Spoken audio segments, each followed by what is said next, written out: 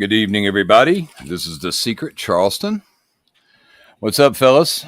Hey, what's going on? Yo. We are, let's see, let's pull up our banner. Yeah, we got a little late start tonight, but it is April, and everybody agrees it's Charleston, correct? No, it's Savannah, Georgia, because lions come from the savannah. Hey, that would be cool. Point. That would be cool. That's a great point. That's right. That's a great point, because that's exactly what people do to get to the wrong place. That's right. Because Savannah is Charleston's sister city. So there you go.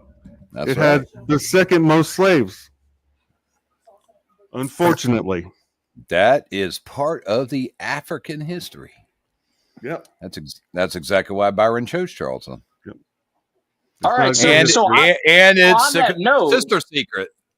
City of the secret, which would be St. Augustine. On that note, Douglas, I think you're saying that in jest because you're at WPG. No, they did historically. Savannah is the sisters. Yeah, I'm not debating that. I just, some people I've talked to are in Savannah, and there you go. They would make that type of connection and say, "Well, see." Did I just make it worse? Yeah, you did. No, but I mean, this gets to this idea of that you can make all kinds of connections, but you got to find the connection that the author and the painter intended. Yeah, true. Well, it's actually in Charleston. How do you do that? Okay. I've heard Savannah before, and I think that's probably exactly why people are saying. I think Savannah's actually mentioned somewhere, isn't it? Is that in the? Well, I mean, they are connected in historically, so. Yeah. Well, Eric, I think it's as simple as this. There's a freaking, probably the most detailed map of a city in the skull. Yeah. Right? Yeah. And so there's my thing. Take that at its face value. I don't think you need to imagine, it's Savannah because of the lion, and there are more lions out of Savannah, whatever. Yeah. He's showing you a map of Charleston. Run with that. Okay? Yeah. He's showing you Roanoke Island in Roanoke. That's right. Why do we need that one though? Why do we need to Roanoke, I don't believe. I believe take it at face value. You don't believe Roanoke? Take it at face value. Roanoke. No. That's not Roanoke. I'm not ready to take it at face value until you can prove it wrong. Beyond the shadow of Douglas. All right, I make shows. Okay, so I can't give it all away. I gotta have content. Charles or Roanoke Island's one of them ones that's so in your face, and so many people think it's somewhere else. I think it's somewhere else. That's probably the biggest puzzle, the secret, where people go. People go to other states with that one. But see, Douglas, the onus is on you to prove not Roanoke Island, because he's showing us Roanoke Island right there, just like he's showing us Charleston. When the episode of The Secret Detective comes out on Roanoke, everybody will know. I'm not ready to release the information because I'm formulating an investigation right now. I just think it's a tall order to go against what's right there in the beam. I agree, but I'll check all the boxes. And that's why it's coming out later. I don't want to come out with that right now. In an illusion treasure hunt, that is a possibility that Byron took one puzzle, made everything look like one area, and then has hidden information that takes you somewhere else. Yeah, is it a possibility? Yes, it could be that way for anyone. Hey, it's a lost colony. It's a lost puzzle. But Palancar talked about deceiving and deception and misdirection. And look at the Roanoke though. It's the island outline. I don't believe that's the island outline. I think it looks like the island outline, and it could be, but I don't think it really is.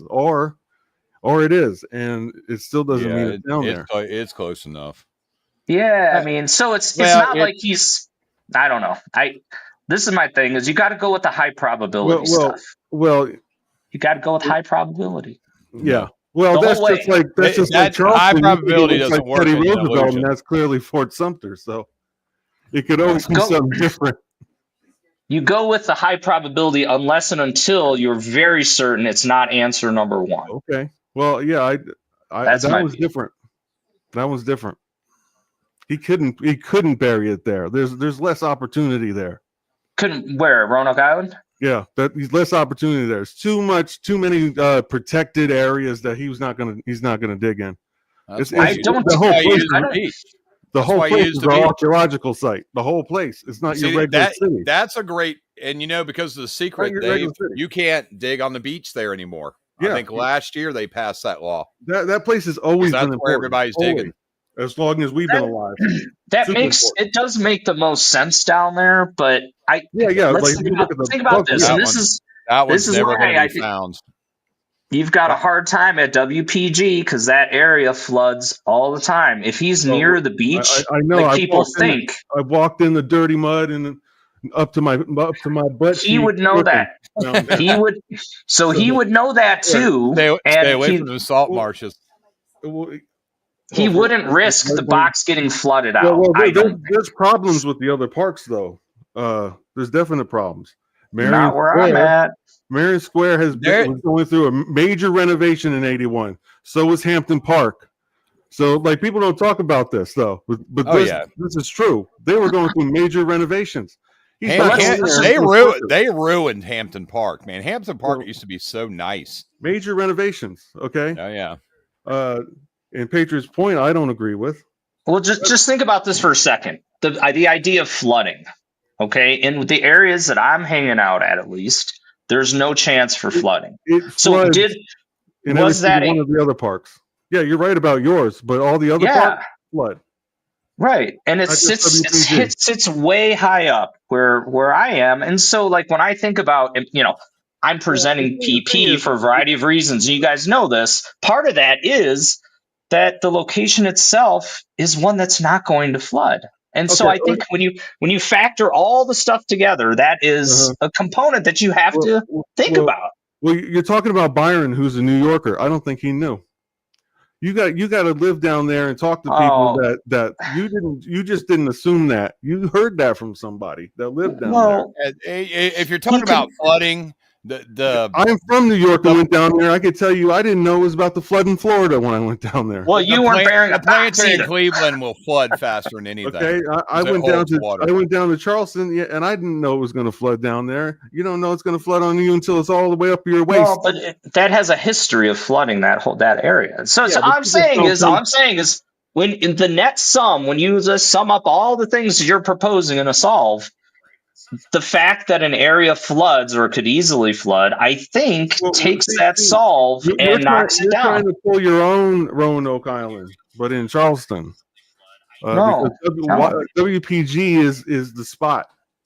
If you look at the puzzle, it's the spot.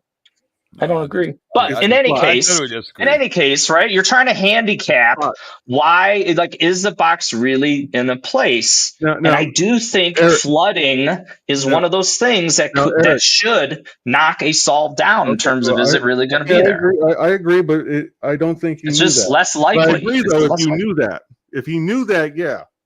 If it flooded once every 50 years, no. But it floods several times a year. Yeah, well, I didn't know that. Downtown St. Augustine has flooded a whole bunch of times. He wasn't there anyway. So you're right. He didn't know because he didn't care because he didn't put it there. Where? And in New York, you don't experience WPG like that. In the city, especially, it's that you're not going to experience that much flooding. No, the thing in Charleston, there's allusion to multiple parks. Mm-hmm. If you follow one clue with Charleston, you're in. Oh, geez. I think it's 25 different parks. There's a lot of parks in every city. The cap stand, because that event actually didn't even happen there. It's just a memorial, which is actually there's quite a few of them in Charleston. Yeah. To either people or events. So this is part of the trick. You get the multiple Native Americans, the multiple city mentions in each state, multiple park mentions in each city. And then you have to keep going. And and we're going to go back to what Palancar said in the meetup when he said, when you think you get to the right park, what you need to do is look around. And this is what I figured out last year. And I think I mentioned it once. There's a lot of stuff in that park. You're going to have something that's going to, like, it's all those clues back last year when it led me to the Do-Si-Do statue of William Hirsch in Washington Park in Charleston. And that's where you're at. Well, that turned out to be just like the capstan in White Point Garden. But when you get to another park, you go, this particular monument right here is what I found in this park. But the rest of these monuments you're looking at in this park, whatever they are, they weren't part of your path there. But if you sit there and you research each one of these other items that are in the park, you'll find, if you find them in the book. So are you telling me the park or no? Do what? You're going to tell me the park? No. Okay. No park. George Washington Park. No, I messed up by telling people about the Do-Si-Do, and the next time I went there to do more research, people dug all over the place. Now there's grass there, so if you go digging, they're going to know it. And the ground there, that ground is just as hard as it was when Byron was there, and it's like concrete. You ain't getting no damn shovel anywhere. Wait a second. Wait a minute. You say that soil is the hardest concrete? Similar to WPG? Yeah. Well, my friend, how do you justify? If you tripped and fell on that dirt, it would be landing on a concrete sidewalk. Well, my friend, then how do you rectify the idea that he says this one is buried in the sand? That's certainly not sandy, what you're describing. Well, because when you use an illusion treasure hunt, it's probably not sand. Now, Roanoke Island. Where I'm at is sandy. It's very sandy where I'm at. In Roanoke Island, when he a sandy beach, he says mica and driftwood. So if he's using sand, that could be dirt, clay, any other words for why else. Not sand? Why not sand for how he describes it? So I think the onus is on you to prove it's not sand. It's the coastline. There's sand everywhere. You just told me it's as hard as concrete. The place where I'm at is very sandy. I'm referencing up around the statue and stuff where people have trampled and walked in because basically it's not been touched in 120 years. By the way, WPG is the same way. People have been traipsing through there for 300 years. Yeah. Sure. Well, you can dig a hole, but you're gonna be out there digging. My spot was the only spot that was 100% sand in 1981. Coincidentally, mine. By the way, yeah. And here's another thing. Before the erosion mix they put on, no erosion mix, just sand. Yeah, the only spot in the whole place. These coastal areas in the south, if you dig down about a foot, because you're it in was the more sand maintained anyway. by the business across the street than it was the city at the time. Yeah, it was a very shallow dirt layer here. What I'm saying is when we're trying to solve these things and try to handicap and because it's not lots of solves can work, right? And this is where my little thing down here, probable versus possible. Many are possible, but you've got to judge them in relation, which is what Douglas and I are working on. You've got to judge them against each other in a arena format. And the one that wins should go up against the next best one and eventually you get to one that's defeated all others. Yeah, we're working on something like that. Yeah, but that's if that technique applies. If that technique don't apply, I mean, what I'm saying is not in the book. If my spot is sandy, it's very sandy. In fact, there's some intricacies. I know that area in that ground, and it changes as you get closer to the water where I'm at. But it's very sandy there. Okay. If I take a solve over there, those sand flies down in South Carolina bite the hell out of you when you're digging. I literally still have scars on my legs from those things. I knew it. But in any case, all I'm saying is, look, I have one solve. It's sandy, as described directly by Byron, and another place it's hard as concrete. You've got to give it to A, don't you? Right? And so that's just one element, but over time and as you start to develop, your theories and stuff, it's the solve that hits more of those. I would presume is more right. is probably we're right. far off from a way to do the debates without causing lots of strife, but still getting that energy out. So it's going to be a while before we're able to perfect that. That's something not easy to do with the way the community is, unfortunately. And that's why I put that spreadsheet together, right? That I shared with you guys. But I don't know. But one day we want to have some kind of debate thing going on, some kind of show. We're creating shows based around the secret. We're going to be putting them on the page. I think ultimately you got to have a standard way to judge the solves. Yeah, you got to have criteria. You got to. It's a standard format. Like you got to answer these 20 questions, and then and then if they all check the boxes, then you both got a valid thing. So there's a way to win. Look. If you're gonna say that, you can go to the write-in part in the back of the book. Mm-hmm. Yeah, Byron was still alive. The rules, right? And just imagine if Byron was still around and you could still write this in. Can you fill that out? That's right. So he tells you something non-toxic. It's not. It sounds toxic at first, but we want to change that. You're saying this is how I determine the location of the treasure using clues in the secret. The secret is a reference to the book. And he says, describe precisely the exact site of treasure. Yeah. Describe precisely the cached treasure you have found. And we know that's the clock, and he probably had it made that way so nobody's creating a fake one. You know. So here's if you don't say, hey, I'm in Charleston and it's got a clock face and it says 4:00, then he knows you really found it. So if you do like that jackass did down at San Francisco with the pagoda. With the fake one. Yeah. I'm kind of thinking that that guy was so lame. He didn't even do research and see what the treasure box actually looks like. He just bought this crap at a craft store and said, look, I found it. I can't believe that it took like 24 hours to get that okayed. That was terrible. I mean, just one look at that damn thing. You should know. You should already know. I don't know where it was. And the person that threw that out there knew damn well that wasn't. I mean, 24 hours. I remember. So Eric, for example, like at the we're talking about a box that's what 7x7. Is that the top dimensions? 6x7, right? Yeah, 6x7. So I got two solves. One has pinpointed an exact location and why, and the other one, it doesn't. It's like, well, I think it would be here. And there's not as much evidence, right, supported by the facts as to why someone's in this particular 7x7 square. So when you're comparing solves, I would argue the person that makes the better case for that the clues that were given describe this area versus the guy that says, and by the way, the guy who's a little murky on it, he's probably wrong because the clues aren't pointing to his spot.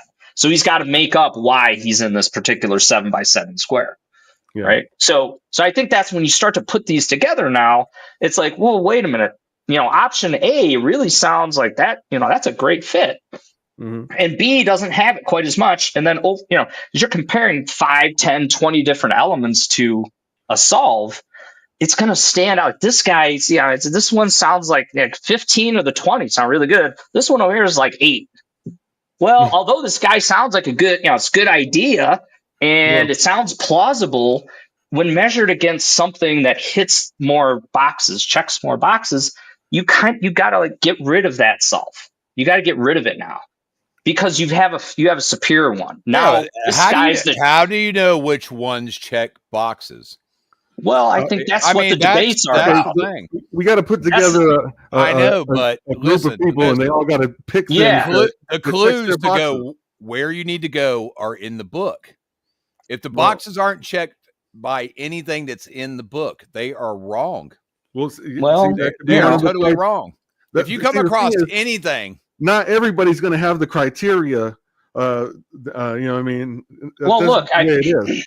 So if I'm in a boxing match, there's 3 judges. Be something you got to Like, because the thing is, like, it's but not bad that you don't have something. That is not for anybody to judge. Yeah, see like some of these questions got to be neutral. So it's more like, what do you choose thing? Just to know what you're you know what I mean, that you got something. You don't have to have it. It's got to put advantages to every single kind of group. It's not like it's like a game. It's not. That's how you want to run it. Like Byron created a treasure hunt where he's hiding clues that get you to a place. I mean, let's go off what we know. We know there's a treasure box he buried. Yeah. And it says in a park. The book tells you in a park. And it said that park can be in your own backyard. In a public space. Yeah. Well, they're parks. I mean, there 3 have been found in this park. One's a historical park. One's a sports park. One's a garden. There's another name for a park. So far. So we worked backwards. So there's a story that he left clues to. See, that's one of them right there. To that point. See that like you would vote that it has to be in the park. He would vote it doesn't necessarily have to be. No, because it doesn't say it's in a park. It says it's in a public space. See, as I recall. We got to figure out a way to make it fair. I have a boxing match. You know the Bone Crusher in New York City is going after this guy in the upper right here. He's coming right after this guy. Okay, the Bone Crusher. Bone Crusher Von Briesen, all right? So this guy's coming after, but there's three judges for any fight, and they can all have a different angle on it. So I'm saying is like I'm presenting Charleston, and I'm saying, hey guys, I'm in a very sandy spot. I know because I dug it and probed the shit out of it, and I GPR'd it. Well, okay, and I've got yours that's on concrete, like, so the judges are going to have to determine, like, yeah, I think that advantage goes to, Patriots' point. So that's all I'm saying. And so it's going to be subjective no matter what. But even the clues, Eric, that are in the book, I would argue, your interpretation of what this, like, look up and see the wing.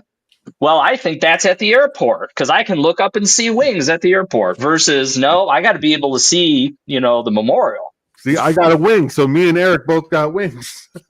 There it goes. It turned on you. See, do you know what I mean? So it's everybody. You know what I mean? To debate and do this thing. So that's far off. You got to see them side by side. You got to see them side by side, and then it's a chance. Like this solve is a champion. Come and knock the champion down. All right. I just think that's how we're gonna not spend as much time on these solves that are possible but not likely. All right, I'm both of you tell me the damn with the verse. Do the verse. How do you guys use the verse? And I'll tell you mine. You don't. Well, no, the verse is very the verse is the verse. You just use the image? Do you see steam? Do you see steam coming out of Eric's headphones there? You better open those up, man. Get some air. He's got steam coming out of those ears. My head. The verse. No, I didn't. I would never have imagined that you could just use the painting, but where I'm at least, it works. So, but no, the verse itself is the big tie to Teddy. So. I do think it starts in the downtown, but you have to go over the bridge. You have to go over the bridge, right? No, I don't believe that. No, that bridge wasn't even. Was that bridge there when Byron was there? That was bridge. Okay, listen to this. The Pearman Bridge was called the Pearman Bridge. You notice that big thing up in the corner in the painting? It's a pear. Nobody called it the Pearman. Everybody called. Well, the Pearman came second. The Grace. Everybody called it the Grace, and they didn't care about the Pearman. Okay, well, there's a huge ass pear in this painting, so they didn't care about the Pearman. And the thing is, to go over to Patriots Point, right? That wasn't the Pearman. That was the Grace that you were on. That's not the Pearman. That is actually not the Pearman. Okay, but there's a huge pear in this painting. I know there's a pear in the painting, and the bridge is actually named the Pearman that goes from Charleston over to Mount Pleasant. There's a pear tree that Charleston had a problem eradicating too. Well, but if I say pear to people in Charleston, they'll say, the Pearman Bridge. They won't talk about the tree. Fruit. That thing's been gone. They hate the Pearman Bridge. You might get the Grace. Yeah, they hate that bridge. Well, it was the Pearman when he was there. Charlestonians hate the Grace and Pearman Bridge. I can guarantee you that. I know. They will say they hate it. I saw a video of people going over this thing. It was like super narrow, bridge, dangerous. Okay, it was dangerous. It was dangerous. And I worked at the newspaper, right? And they got a huge painting, they got a huge picture of it blowing up. It was awesome. Right. I took the picture, had it on my cell phone. So let's picture of it blowing up. It was awesome. I love that. All right, so think about this. Just think about this for 1 second. All right, just think about this. He's in Charleston, and let's just say, and I know this is going to be hard pill to swallow. Mm-hmm. Sorry. Hey, I'm getting big rain here, so if we get cut off, I can hear it. Wow. It's pouring. Yeah, I can hear it. All right, so you're in Charleston. Byron's in Charleston. He likes military. He likes ships. We know this from other puzzles. But in any case, let's just presume for a moment. Bear with me. He wants to go at Patriots because it's new. It's probably the first time civilians can get on an aircraft carrier or any ship, I'm guessing. Right? In 1976, show me somewhere else where the public could get on an aircraft carrier. But in any case, so from that perspective, it's very unique. Okay, I'll give you that. If you're in Charleston, go to Patriots Point and go on board that aircraft carrier. Yeah, that's something to see. Byron would want you to go there. That's right. Okay, thank you. So he's there. My grandfather was on that boat. So really? He's got the. Sorry, I'm running out of juice. He's got the downtown too. So when you're Douglas, what you're talking about is, it's so historic down there.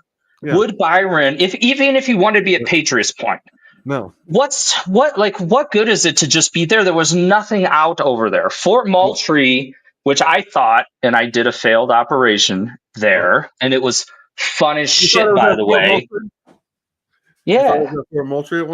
I was convinced. I did a video on it. You're gonna pull it out of Australia's dead cold hands. Anyway, look, Fort Moultrie is too far. It's way too far. Okay, so there's nowhere to So does it make sense that if Byron was going to be at PP, he would start downtown where there's all this history? If he buried something with Fort Moultrie, he'd be in a shitload of trouble. So no, that's totally wrong from many angles. There's a lot of people out there that think it's on Fort Sumter. If you're not even going to get out there with a damn shovel. No. They're not going to let you get on board. You would have gotten arrested back then with a shovel. Yeah, here's my point. My point is this: out of the question completely. Would it make sense for Byron to be downtown, where there's all this history and WPG and the Pirate House and all that stuff? Would it make sense for him to be there? Yeah. And now remember, he's going to be at Patriots Point, so he's got to go over the bridge. Okay, so that's all I'm saying is, if there's a bunch of stuff over in Mount Pleasant at this time, which there wasn't. And there still isn't a lot there. They've redeveloped, and they're putting a $300 million development there. It doesn't. I would have a hard time squaring that. I would have a hard time squaring the fact that he's going to be downtown when there's all this other history and cool stuff by Patriots Point. Well, there wasn't. So to me, it adds up that he would start downtown if he did go to Patriots Point, and he has to go over the bridge. It's just not. White Point Gardens has has no. At the time, no historic value at all to the federal government. None. No, it was not on the list of any kind. And it was also a dump. It was just the place he would want you to go. It was terrible.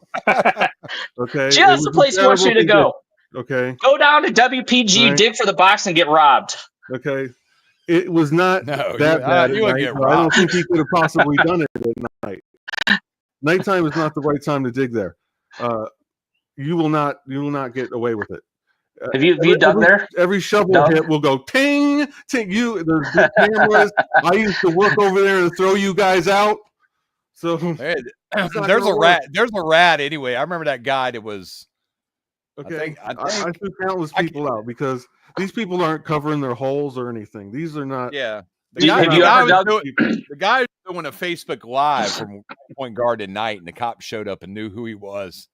I thought it was so freaking funny. I said, somebody ratted on you. Someone called, said, "Oh yeah, he's at White Point. Let me call the cops." Yeah, I mean, I used to watch the cameras all night over there. Like, yeah, what the hell? I was like, oh, somebody. I was over in the park doing the puzzle and getting paid for it overnight.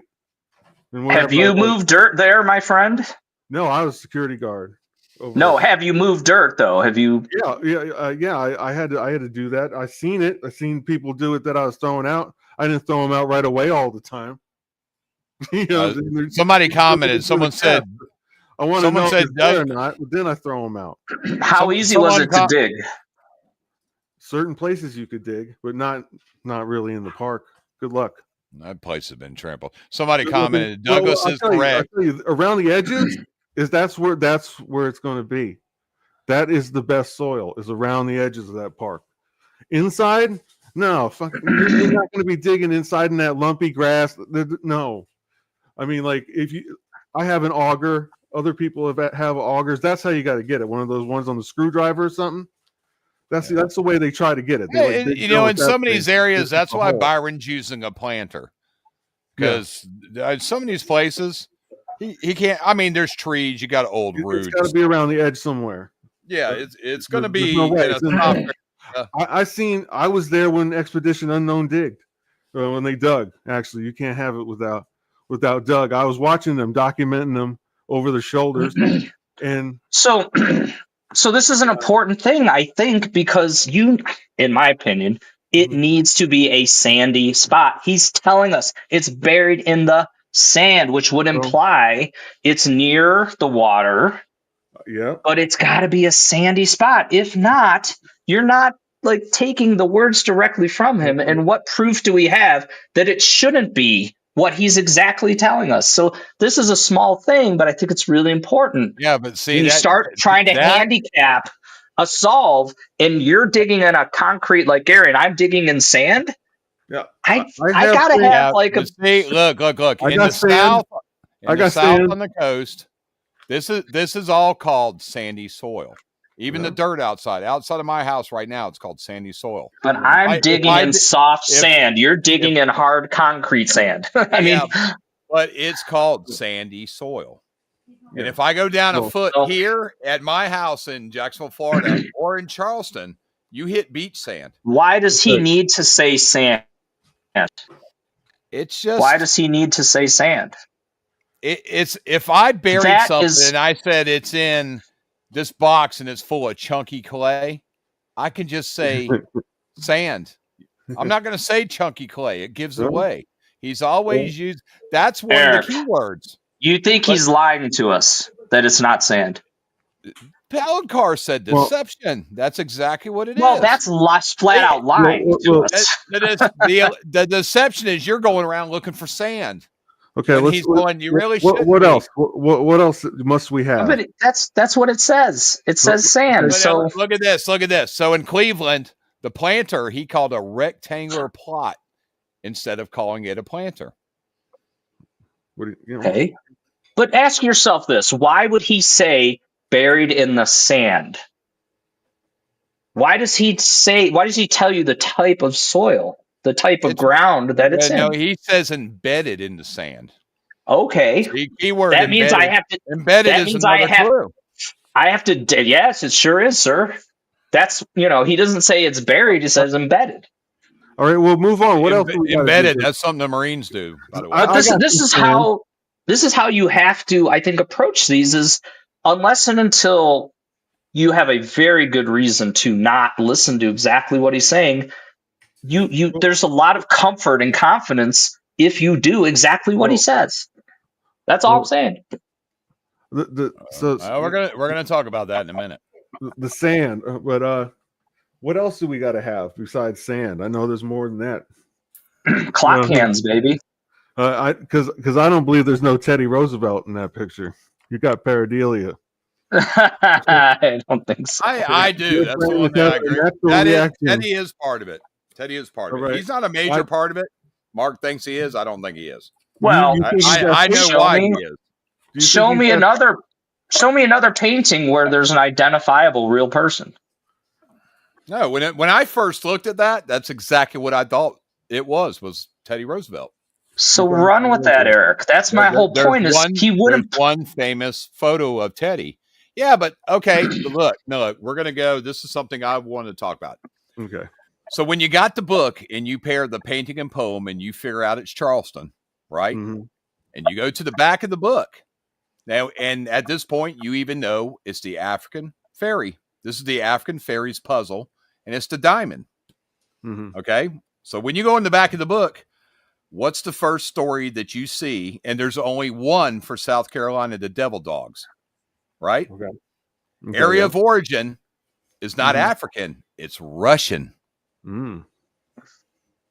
And this is how, okay, so now we have, if you're in the book, you got, okay, well, I know this is Charleston, South Carolina. Here's the painting, because the African lion, which is, when you see the lion is the African lion. That's its actual name. Okay. And the African lion, if you take the painting, where was the African lion in Charleston? Hampton Park. Because the zoo that was there. Early days of Charleston. Yeah. Right? Yeah. Mm-hmm. The capstan and the verse USS Maine, White Point Garden. Mm-hmm. There's other clues. We're not going to go in all those clues, but there's clues to 3 or 4 more parks. But so you got the African. You go to the first story. You go, okay, that's Charleston. It's in South Carolina. There it is, the Devil Dogs, page 84. Russian. These are the first stories you chase in the book. And you go, wait a minute. If you've already done all the other 12, you're like, wait, New York's the Russian. Here's your fairy. So you got 2 Russian stories in the book. You got the Devil Dogs and the tax burden. So this is where you if you just get, say let's go back to 1982. And you go through there. Now let's just look what's in the Devil Dogs. First of all, and this is the podcast I did by myself, in the range, you see National Historic Site. If you look up right now on Google, what's the National Historic Site of Charleston? Fort Sumter pops up. It's in the painting. Okay. Hey, Eric, I've got the painting up in case you want to show. Okay. So here's the painting. And you see the shape of Fort Sumter right there. So you can identify. Yeah, I agree with that. Immediately. Now, from this is going to blow you away. So in the range, it says Luke Skywalker's thermos bottle from the Star Wars lunchbox. I tried to look up and see. Do you know George Lucas was in Charleston? I see it. I can imagine it. Yeah, I see what you're saying. Well, and also the African desert. If you go to African stories, Skywalker his lightsaber right there, where that butterfly stick is. George Lucas was inside a B-29 bomber at an air show in Charleston. That's where he got the idea for the cockpit for the Millennium Falcon. Huh? Can you believe that crap? Yeah. From where, Eric? That kind of looks like it right there. A B-29 bomber. Yeah, that's where the idea for the. This is pre-Star Wars. Movies shape reality. They used to think that we couldn't go to space, but they had movies where you could. Yeah, and they had a hurricane-proof Luke Skywalker house out on Sullivan Island that got unfortunately knocked out by a hurricane. But I'm assuming that's why they called it Luke Skywalker. And I've been a Star Wars nut my whole life, and I never knew. And also there was a lady there in Charleston, Pickney, and I can't remember if it was her husband or her son. His name was George Lucas. Moved his family there, I think, in 1783. So you got a George Lucas and a Star Wars connection, and that's where he was to. If nobody knows what a B-29 Super Fortress is, look it up. Look at the inside cockpit view, and you'll see exactly, and even the outside, why it looks like the cockpit of the Millennium Falcon. Yeah, it's true. So that, of course, that's Star Wars. I don't know how anybody would have known that in 82, but someone local in Charleston might have known that. I mean, it looks like it's arranged the way the Star Wars. He's using artist techniques to, and it mimics it. The display where everything is. That's Yeah, I never even thought to look in there for Star Wars stuff, but yeah, because I can see it. But everything else you're seeing in the Devil Dogs is talking about National Historic Site. Your keywords are shock troops, army, defense system, roads, emplacement, protect. Devil Dogs have knocked out the Siegfried line. The Devil Dogs were named the Devil Dogs, which is U.S. Marine Corps, by the Germans, and they weren't at the Siegfried line, but they did fight in World War One. You got Allies invade. Then in the history, you start getting into George Washington. These are all clues. And when you go down, it says President George Washington, the Russian brownie. And then it starts talking about a hound, because the Hellhounds were also a nickname given to the Marine Corps, as well as the title of this story, The Devil Dogs. Okay. Talks about chopping down a cherry tree in the backyard.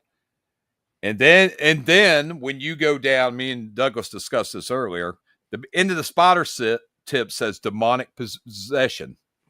Okay.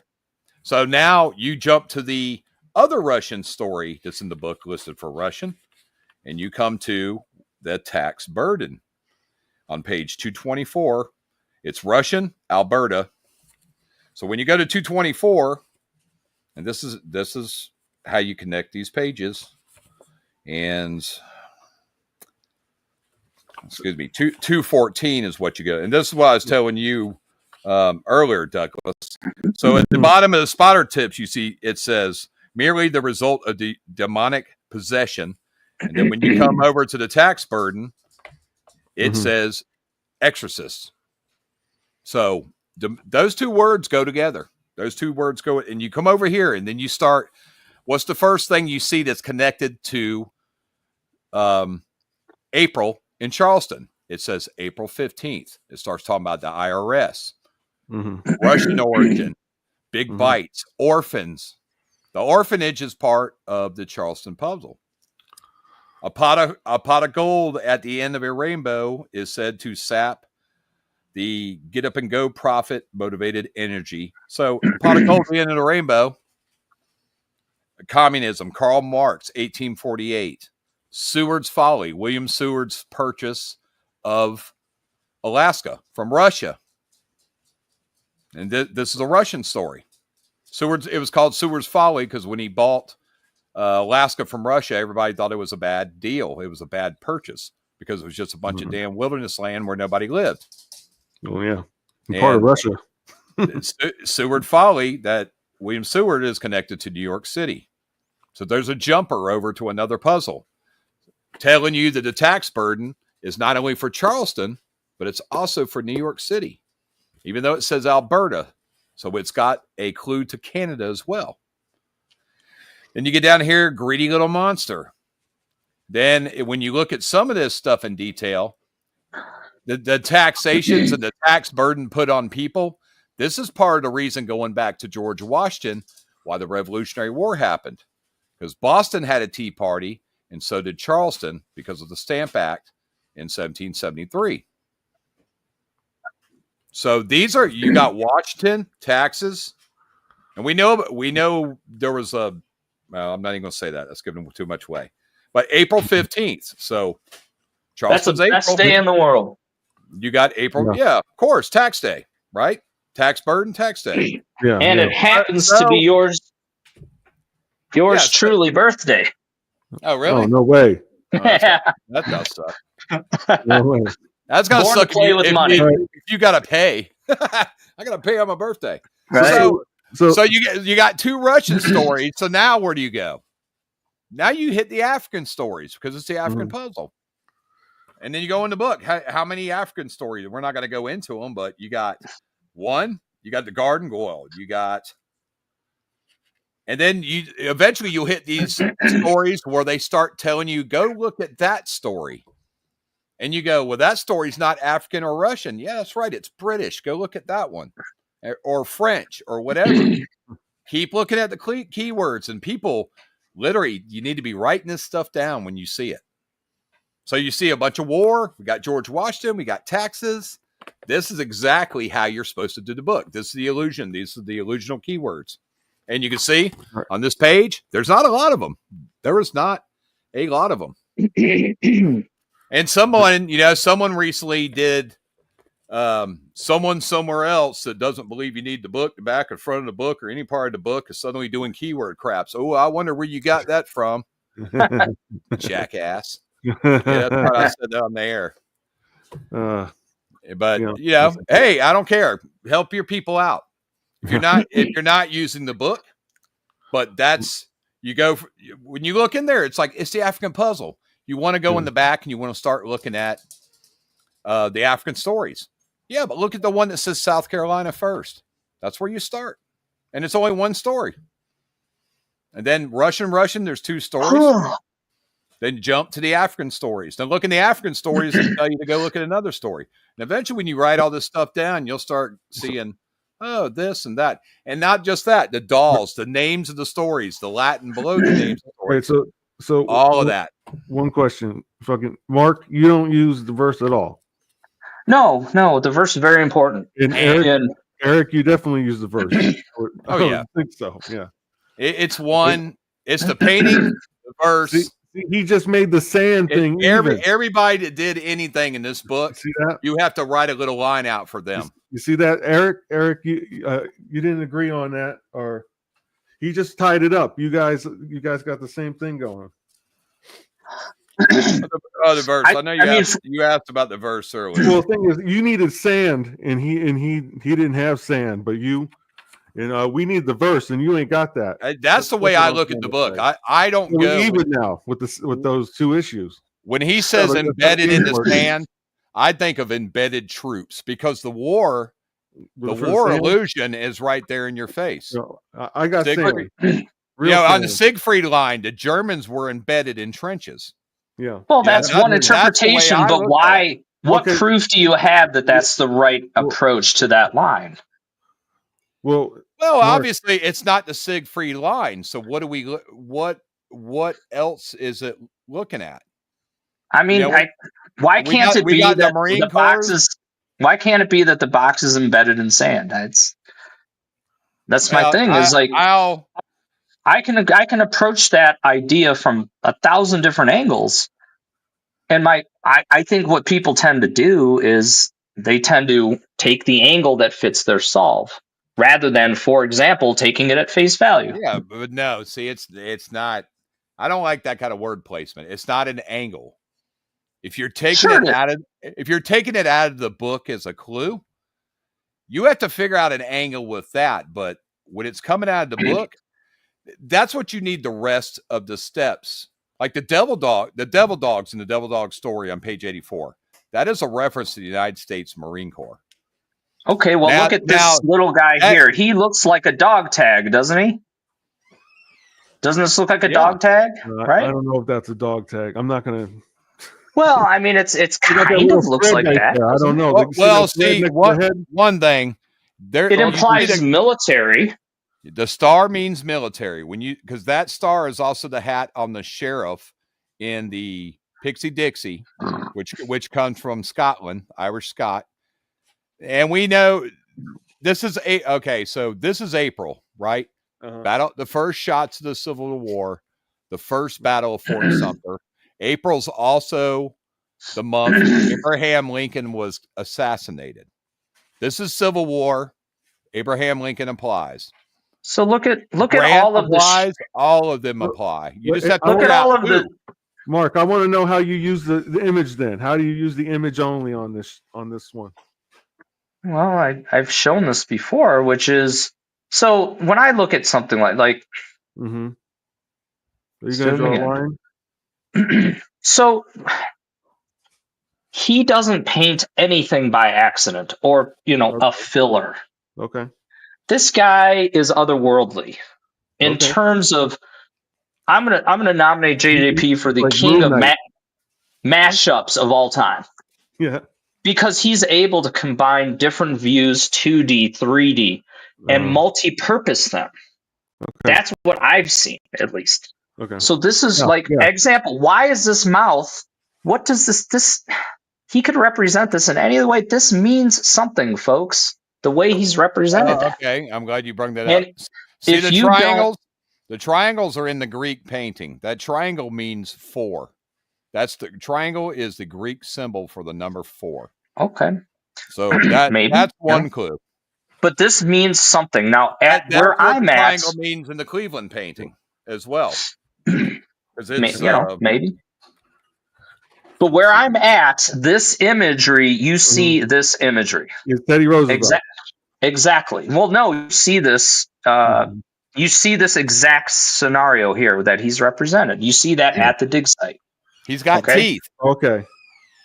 But more importantly, I just sort of innocently one day, I said, well, gosh, this looks like the outline of Fort Sumter. Why don't I fit the mask to Fort Sumter? Uh-huh. It only seems logical to me because he could have made that any shape he wants. He's clearly making it the shape of Fort Sumter. It's Fort Sumter. So why not put it there? Like, it's April it up. The Battle of Fort Sumter. There's too many Fort Sumters. It's Fort Sumter. And by the way, Teddy Roosevelt is the only sitting president to ever visit Fort Sumter. When did he visit? It was later, much later. Check this out real quick. 1904, 1905. Talked about it. I watched a show today about it happened. It was when the blockade was set up in Charleston, right? There was a bunch of slaves on this boat that was controlled by the Confederates there in Charleston. Okay. And they left to go out in town, and they told the slaves to hold the boat. So in the middle of the night, before dawn, he putted out of Charleston Harbor and got past the gun emplacements of the Confederates because he was trying to get to the blockade line of the Union so they could be free. And they brought all their families on board, right? And I have a new guest. So how was that? Oh, no way! Nice. So, that being Fort Sumter, that doesn't mean what is that supposed to mean? That means it's Patriot Point because that's Fort Sumter. No.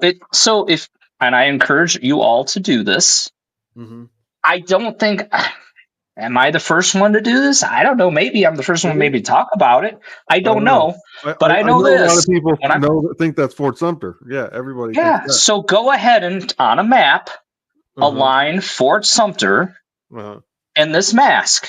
And what you find is you have to flip it all the way around. The little clock, the big clock hand points out to the ocean. So you overlay that thing onto Fort Sumter. Correct. It's the same shape, so it's like an elementary school thing. It's like match the square to the square, but it's not in the position that Fort Sumter is in real life. Well, yeah, that's you. If you rotate the painting to align it on, I mean, that map is 2D. Wouldn't that map be 2D? Like the top map on the skull, wouldn't it work the same way? I mean, if it was no, he does all these, the pier is not in that shape. It's not in that exact position. It's exact shape though. So this guy's a genius. He wouldn't put it in the right position on the map and overlay it and be like, "Wow, boom." You know what I mean? Well, it's got to be turned around to look like a face. Okay. But the proper alignment is like what I'm showing you here. If you just follow the big clock hand points like way away from everything. So I think unless you're talking about a clock that's at noon, you have to pick one of the hands, right? So I've talked about this a lot, is orientation. How do you orient using the clock when there is one? And this is just a very simple way to do it. So what I did is I'm, looking at the little clock hand and it's pointing right to Patriots Point.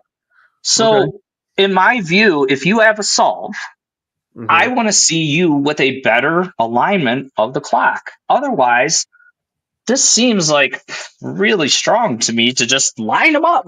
If that was correct in any way, shape, or form, there would be something in the book about overlays. To even use that technique. I don't agree with that. Because if Byron doesn't hit doing that, how are you supposed to know that you have to do that? This is part of the fun. Look. So now the time on 2 of the found puzzles has been used. I don't got to. I don't got to like turn mine around or nothing to. Well, okay. So I think this. I mean, I don't think this is a stretch to say you align this. He's turning the face in the painting so it fits right over Fort Sumter. Yeah, that's like. All I'm saying is outside of White Point Gardens is a place called Fort Sumter House. Okay. But why wouldn't I use the real one? And so how are you going to use that to align the clock better? Because you can't bury anything. Well, anything in Charleston, controlled park. Anything in Charleston that said Fort Sumter on it would be in play. Yeah. Because we know it's not the fort. Well, okay, I'm showing you one way to align. We know it's the battle. Well, the thing is, we know he didn't bury anything at Fort Sumter. What you don't realize is going into Fort Sumter House, you're going into a portal that worships Fort Sumter. So there's the battle etched on the wall. Go back to the painting. I'm simply using what's here. That's it. I'm not making any assumptions. I'm just fitting. That's all I'm doing is fitting. Okay. Now, it's pointing to Patriots Point. Okay. So if there's nothing up there, guys, I keep going. I don't think this is the right operation. However, in the course of, my work, there actually is. Point, you're going to, like you said, you're going to keep going where the arrow goes?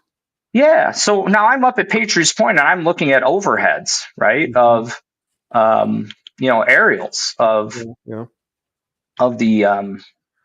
sorry, where is it?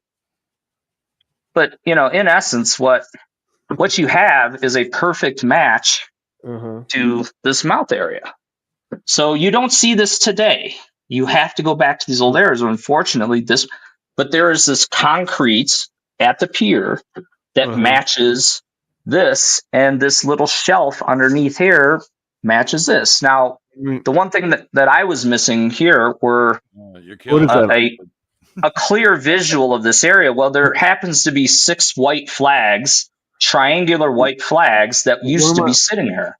What am I seeing right now? It's really close up. Tell me exactly what I'm seeing. Is that Fort Sumter? Is the pier area. No, this is the pier area. So now I'm up. Point, right? Yeah.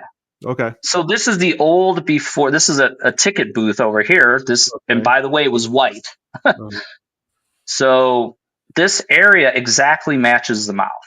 So I'm saying, so if I fit this mouth over top of this, the little clock hand points over here to this cheek. And by the way, you can see there's a little spot that I think is probably the gem. So if you align, that's in the painting as well. All right. So if you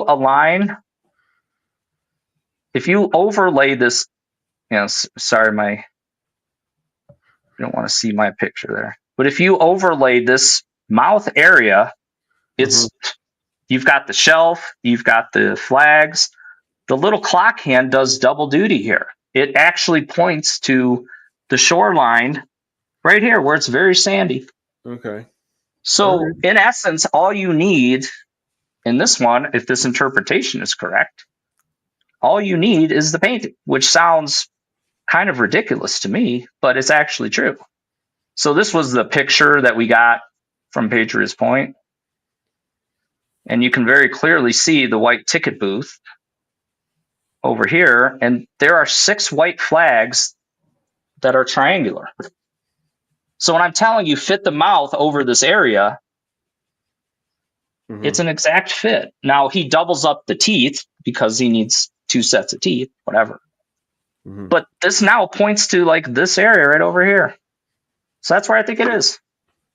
Yeah. But if there's nothing up there at Patriots Point, then I'm not going to make an argument or a case for it.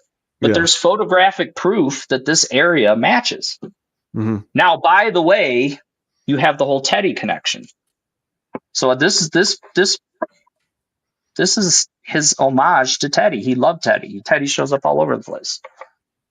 Okay. But Teddy named the White House the White House.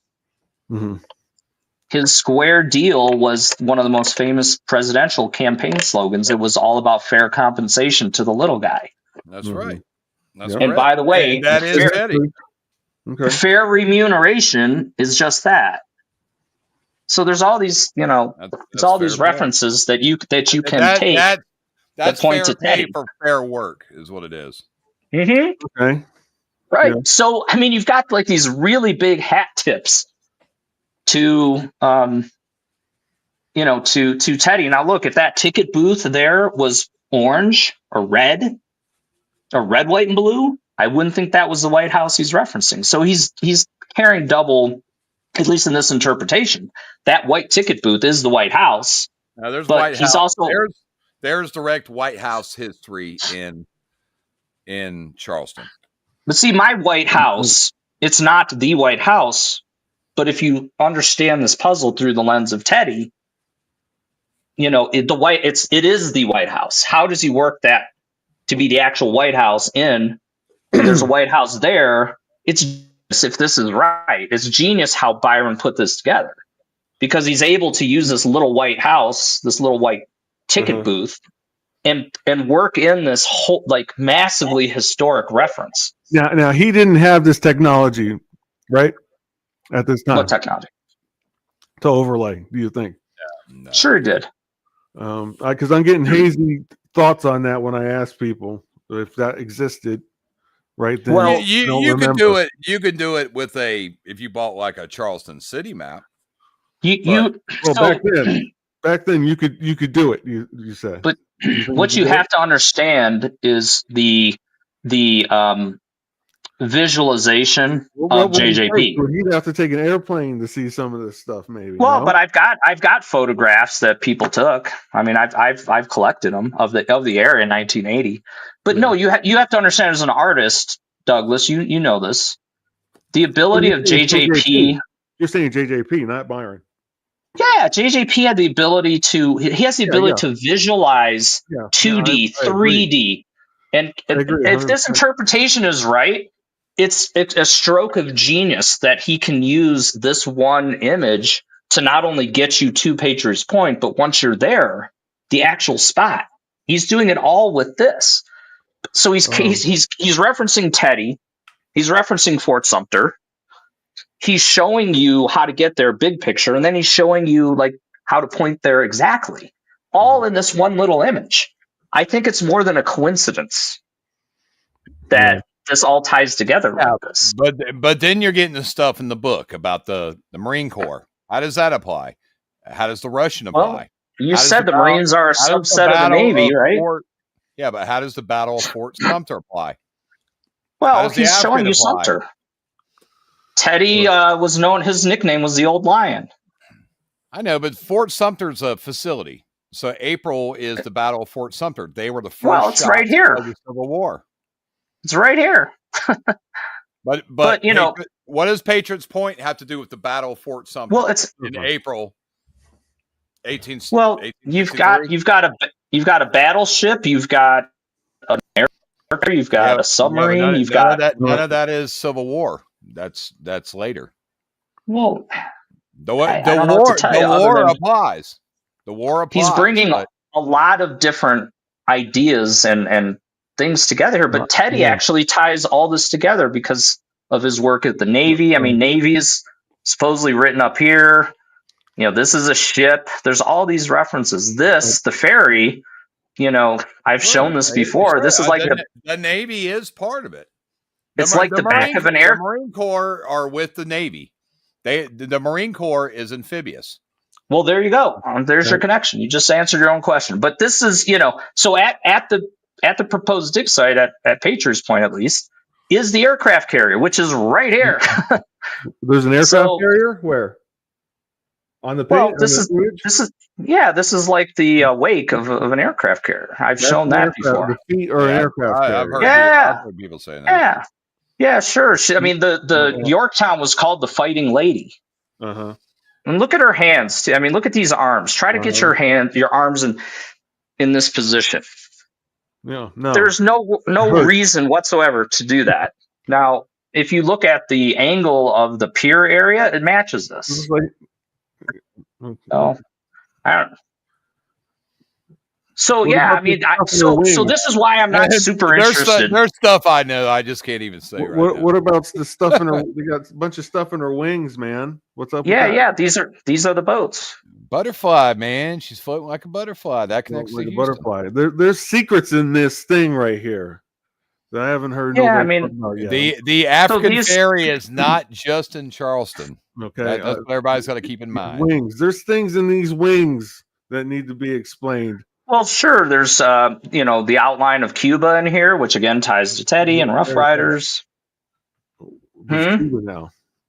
Where's Cuba? One of these, like this one over here, I think Cuba. It matches Cuba.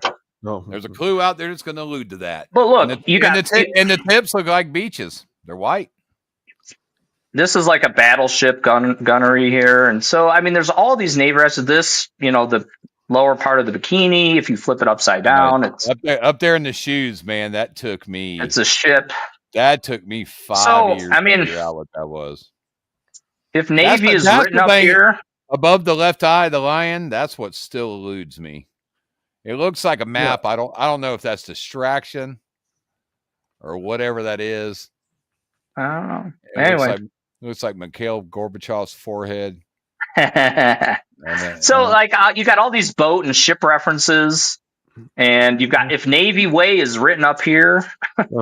I mean, there's you gotta have something with the Navy. Those are clogs. Those are Dutch clog shoes. You know what I mean? I don't know, but you got a lot of ferries represented right there in the painting. So, plus the flower, you got to figure out what the flower has to do with anything. You got colors of something right there.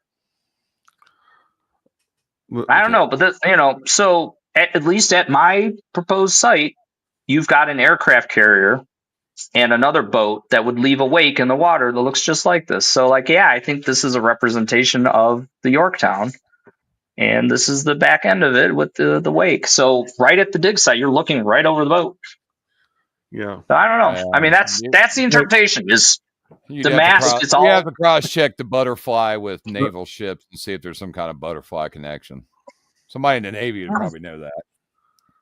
When I realized that the mouth fits that pier area, and by the way, the concrete that's at an angle is still there. You can go and see it. And they've ripped that whole area apart and redone it, so you got to look back at the old photos. It's like I was telling that story earlier. So that the black guy got his family on that ship, and they got away from the dock in the middle of the night, and they brought all their families on board. And they made it to the Union lines. So when they surrendered to the Union, they actually made him the first black captain in the Union Navy. And that happened right there in Charleston. And they gave him command of that boat that he stole from the Confederates. And all his family got freedom. That was on a TV show today about Charleston. I was watching on some history show. And I said, there you go. There's another African connection. The first black captain in the Union Navy got that by stealing a Union ship during the blockade of Charleston Harbor.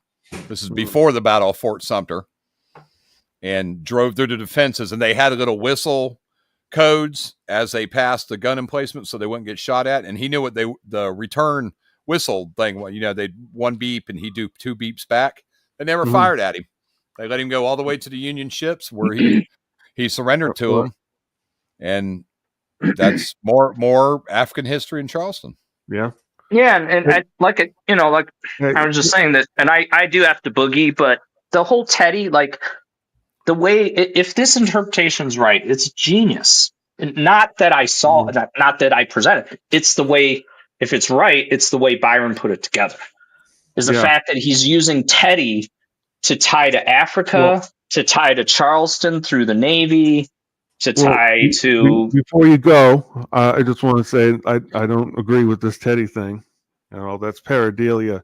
So what else do you have besides Teddy? If that falls through, does the whole thing fall through? No, because you fit the mask to the fort. I mean, it's a simple operation, and then Teddy will only take you so far. Yeah, see, Teddy. Let me go. Let me have my time while you're still here, Mark. Go ahead. Yeah. I mean, because if you know the history of White Point Gardens down there, the most famous thing that happened down there in modern times was JFK and that chick he leaked information to, and that happened at the Fort Sumter Hotel, which is Fort Sumter House now. Yeah.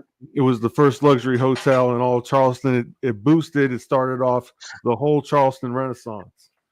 There's a secret to that place. It's a historic place, and it's not really known. And that's why Byron used this place. I'll be right back. And it was the only place.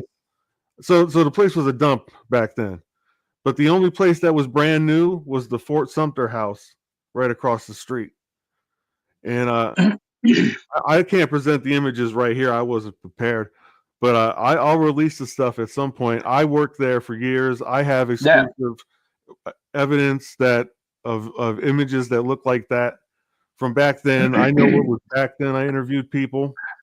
And I did a big investigation because I was there for 7 years working full time, and I had nothing else to do besides work. I might as well do that too. And I hate to be, I hate to like rain on a parade, or again, things are possible. From my perspective, this is the way my brain works. Could be wrong. Is I know the clocks are there and the clock hands point to the box. Okay. Your job, and when you see a clock, I don't agree with that. I don't agree with that. And the fairy hands too. Well, why is that clock? The fairy hands are important. Yeah, I don't agree with that clock. They point to the box too. All right, because I don't agree with that. That might point to the box. You're correct. Benny, do you agree? One bark for yes and two for no. Listen, I could make it bend to my sight, but I don't. Well, let me see it. I don't believe in it, but I could make it happen by. Oh, look at that! I could make it happen. Well, I could say something to make that happen, but I can't. I'm presenting a way to orient to where the box is under the assumption. You're saying that it's at Patriots Point, but what I'm saying is that it's at White Point Garden. So because the clock hands point there, that's why. Okay, that's fine. That's fine. You think the clock hands point there, but that does not mean that it's 100%. Well, and so what I would say is I personally like this orientation of laying it until somebody shows me something better. But it works the same way in San Francisco with that clock too, and orienting. This, all right. So I go with the verse, right? And guys, I'm sorry, I do have to boogie. All right, man. I'm sorry about that. I'm gonna have to. Yeah, man. Keep in touch, later, Douglas. Man. All right, guys. To this later, I'm about to get. Yeah, I will. We're probably gonna do. Running away. I'm more ready, this month anyway. Ready to go, and then all of a sudden, I got a sprained ankle. I can't do it. All right, y'all. Enjoy. Right. Have fun. All right, bye. Yeah. No, well, I don't agree with any of that. That's Teddy Roosevelt. I don't either. I don't either. Total pareidolia. I don't. Teddy intended. You know what I mean? I told him the other day, like it's not Teddy Roosevelt. Guys. Just imagine if the Charleston puzzle was a movie. The star of the movie is the Battle of Fort Sumter. That's why it's April. There's an African connection. There's a Russian connection. You got Washington. You got Lincoln because of Civil War, and Teddy. They all have something in common, and it has to do with the Navy. There's presidents that built the Navy is involved. The Navy is involved for sure. Yeah, you can't have. They cannot have the Navy in that. When it comes to war, think about the presidents that actually had to use the military. Washington, Revolutionary War. In the thing, it says seen by old eyes. There's no old eyes on Patriots Point. That's brand new.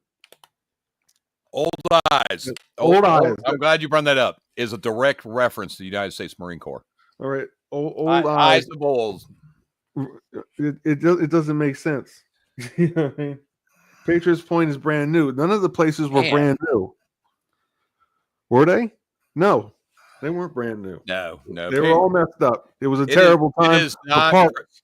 Patriots Point is the last place.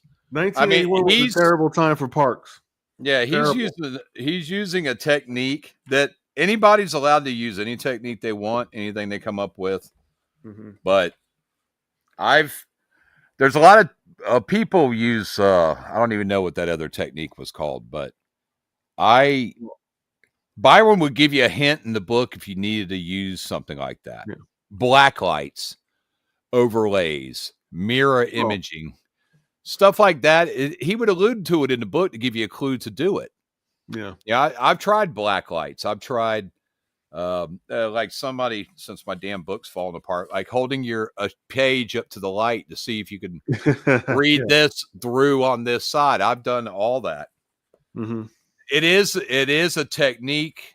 Oh, what was the one that Karen John was telling me about the man, I hope she don't get mad I said this. But there was like the first 3D comic books came out and they came with them, the 3D glasses. Oh yeah, I remember those. Those were actually used in some treasure hunt books to actually hidden messages, or you know how you can write on a piece of paper, you scratch a message on there, and then you kind of just rub a piece of chalk or dirt on it so you can see the message. I mean, there's so many, but I don't believe Byron would have used these techniques and then just said, hey, you know, some people wouldn't even know about this crap. That would create such a level of difficulty that later Byron goes, yeah, you were supposed to use a black light. And everybody just goes, how the hell are we supposed to know that? You'd have to have something to illustrated to a black, you know, just even mentioning like if you say your white shirt glows in the dark. Yeah. You know, you can go, oh, well, that's usually when a black light's around, you know, so give you that kind of illusion connection to it. But just read the stories, people. That's all you got to do. You know, it starts out Russian. There's 2 Russian stories, then go to the African stories. They might mention some British, some French stories. Go to them. Just look for any keyword crap that you can connect to Charleston. But write down the names. I made 2 posts today on the page about techniques of illusion. Which pound car? The illustrators, the writers, they all, even Ben Asen can do it with photography. He could take a picture of something and say, and you can simply look at that and say, I mean, there's illusion all in the verses, to direction, to climbing, to Houston, where it says, staying at treasure grounds, looking back from treasure grounds, there's a spout. You hear a sound. It's a reference to you hearing. Not just you could see it. You hear something, which is obviously behind you in Herman Park is the train. The train's the only thing back there going to be sound. So, you know, you kind of like gotta, you know, use your imagination when you're reading a lot of this stuff. Don't believe when he says sand and dirt and glass or anything like that. Don't just assume that's exactly what it is. Don't take stuff literally. Hey, let me tell you about mine. All right. I'm going to use the verse right here, and I'm going to go through on my verse and tell you what's going on with my thing. Someone said I'm that Del Rio guy from the Jaguars. Jack Del Rio. Yeah, I used to get that all the time. My wife used to tell guys in the grocery store, that's not Jack Del Rio. How come I can't see anybody's thing? I can't see. How many people are watching? See the comments? 3. No, nobody came in here till late. All right, let me tell you.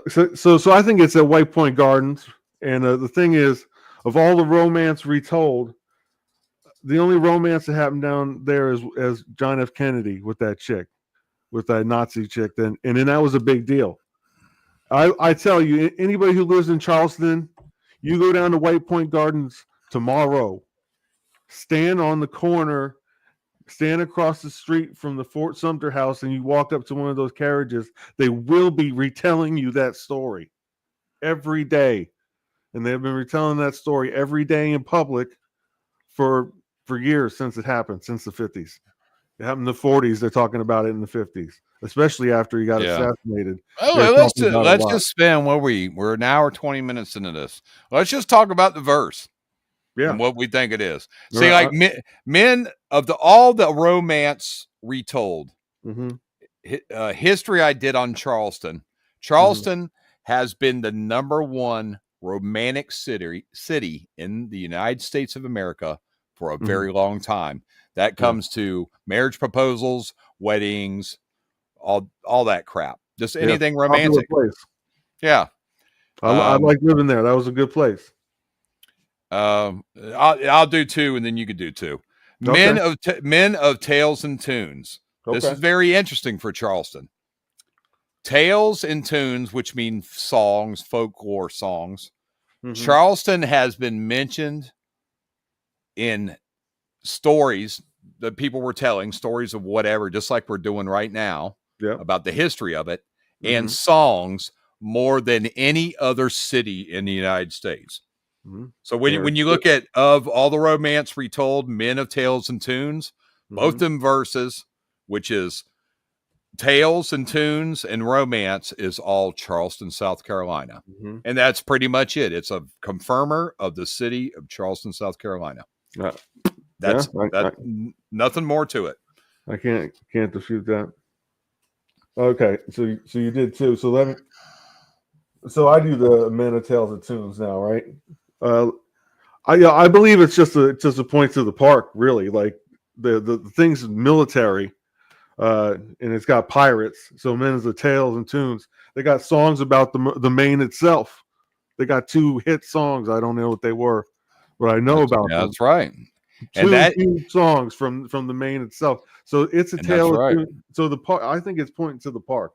The romance right there at White Point Gardens across the street. Men of Tales and Tunes. It's something that the tours are telling you. It seems like it. He might have been on a tour thing going through there getting this information. That's what I'm telling you. It was down there at that time. You go down there tomorrow, you will hear this story if you stand in front of the Fort Sumter house. Don't stand too long. They will throw you off their part of the street. Don't stand on the stairs or nothing. They got security. So, but that place, so the Men of Tales and Tunes, that's pirates and stuff. That's military. That's pointing to the park. They're cruel and bold. Soldiers are cruel and bold. Pirates are cruel and bold. Seen by old eyes. Yep. It's an old place.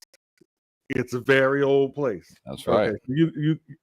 You can go now. So very historical. People don't realize when you go back to the early Charles, a lot of these places, and you notice this in the secret book, there's some that they say maritime provinces. Every single city of the secret, which I believe are all correct, they have water access. Plain and simple. New York, Charleston, St. Augustine, these are the early days of Spanish, England, France, the Dutch, the East and West India Trading Company. That's where all this starts. When everybody came here from Christopher Columbus going down to the Caribbean, they were looking for trade routes and stuff to trade. It's as simple as that. These are the earliest days of all these ships running out in the sea that include the damn pirates and the profiteers and the explorers, every damn body. All this is the start of the secret. And these were the people that first arrived and made the fairies vanish, buried their treasure. And we know how they screwed the indigenous tribe people. Simple as that. Start of history. Come here, you want to be on camera? My daughter's like curious what I'm doing. Say hi to everybody. Look, there's 3 people watching.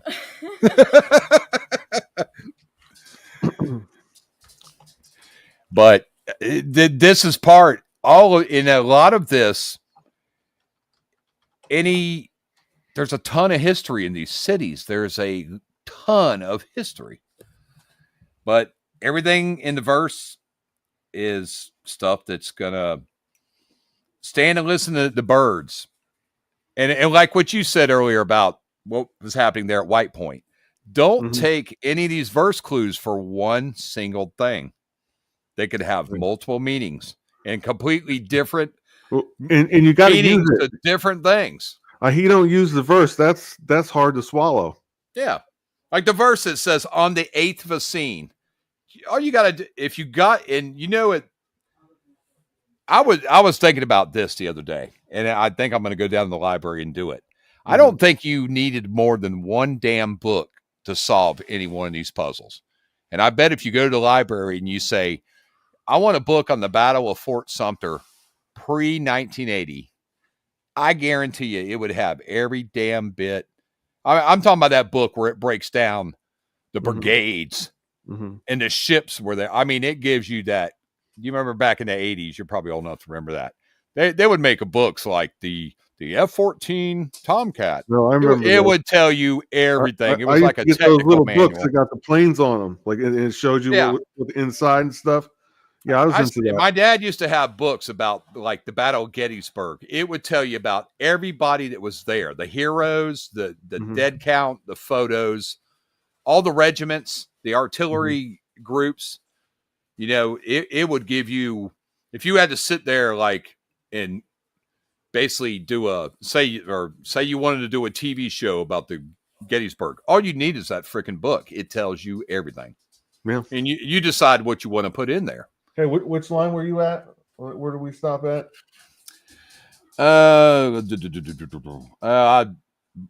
We were at it says seen here by eyes of old.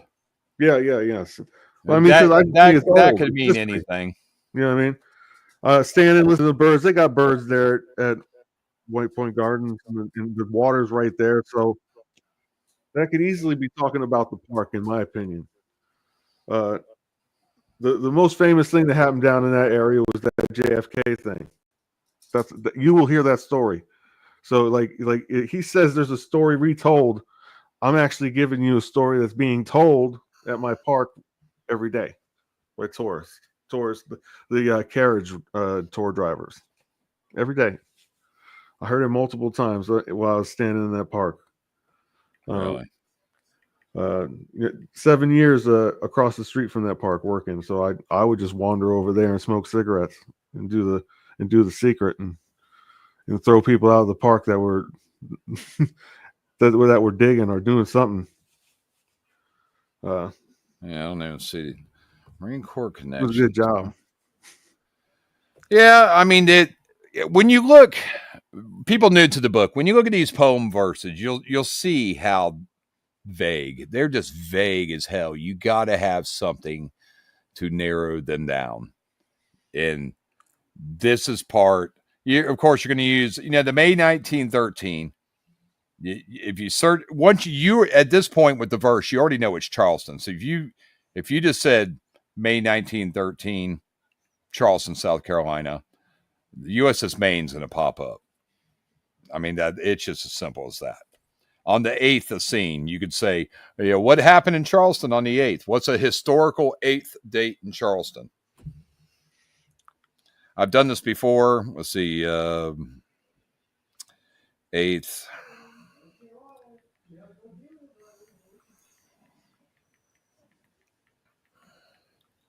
And you just see what pops up. April 8th. Let's see. I mean, there's a whole bunch of crap going on in here on an 8th. But in there somewhere, I mean, the 8th is going to be a clue. Mm-hmm. That's what it is. Is it a date? Is it a time? Is the 8 a reference to the Boston? It could be because the Boston Tea Party to Charleston Tea Party. And Boston was puzzle 8. I mean, it could be something. It could be that kind of illusion. That's something that you can never dismiss it. You got to look into it. All right. Well, let me tell you for my 8th. I mean, the White Point Gardens is broken up into 8 squares. If you look on a map, it's always been broken up into these parts, into these areas, into the park, and there's 8 of them. So I believe that it's broken up into 8ths. So there's actual 8th action going on there with the math. The park has 8 squares.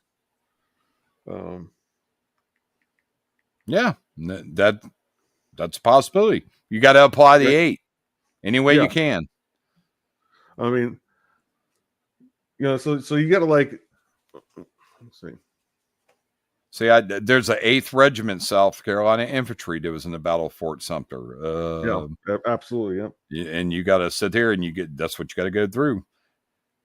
See, let's see, actually, battle started on the actual 12th.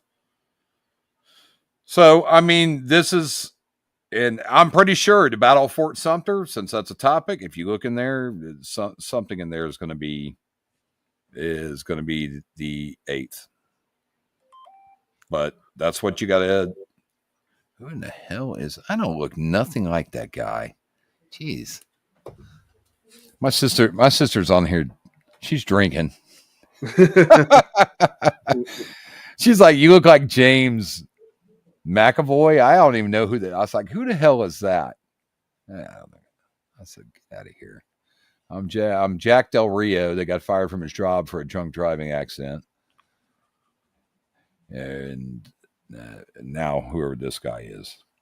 Yeah, but I mean, there's just there's so much crap here I cannot get into. I can't, because it's just going to give away my spot. And I'm not doing that. But the obvious in there, when you look in the book, you got Marine Corps and taxes. I shouldn't even be saying either one of them, because those point right to practically the same damn location. And if someone figures out how that is, but it's, that for the next podcast, that's what I'm going to do for Charleston, is I'm going to figure out exactly how many stories, and I'm going to come up with every single damn keyword and see. I already went through this as part of, my solve path, but it's all in my head. I can't remember this stuff. So I got to go back and do it again. So it's how you're jumping from ferry to ferry to ferry, and how many ferries you're going to need, and how many pairs of twos, and so on and so forth.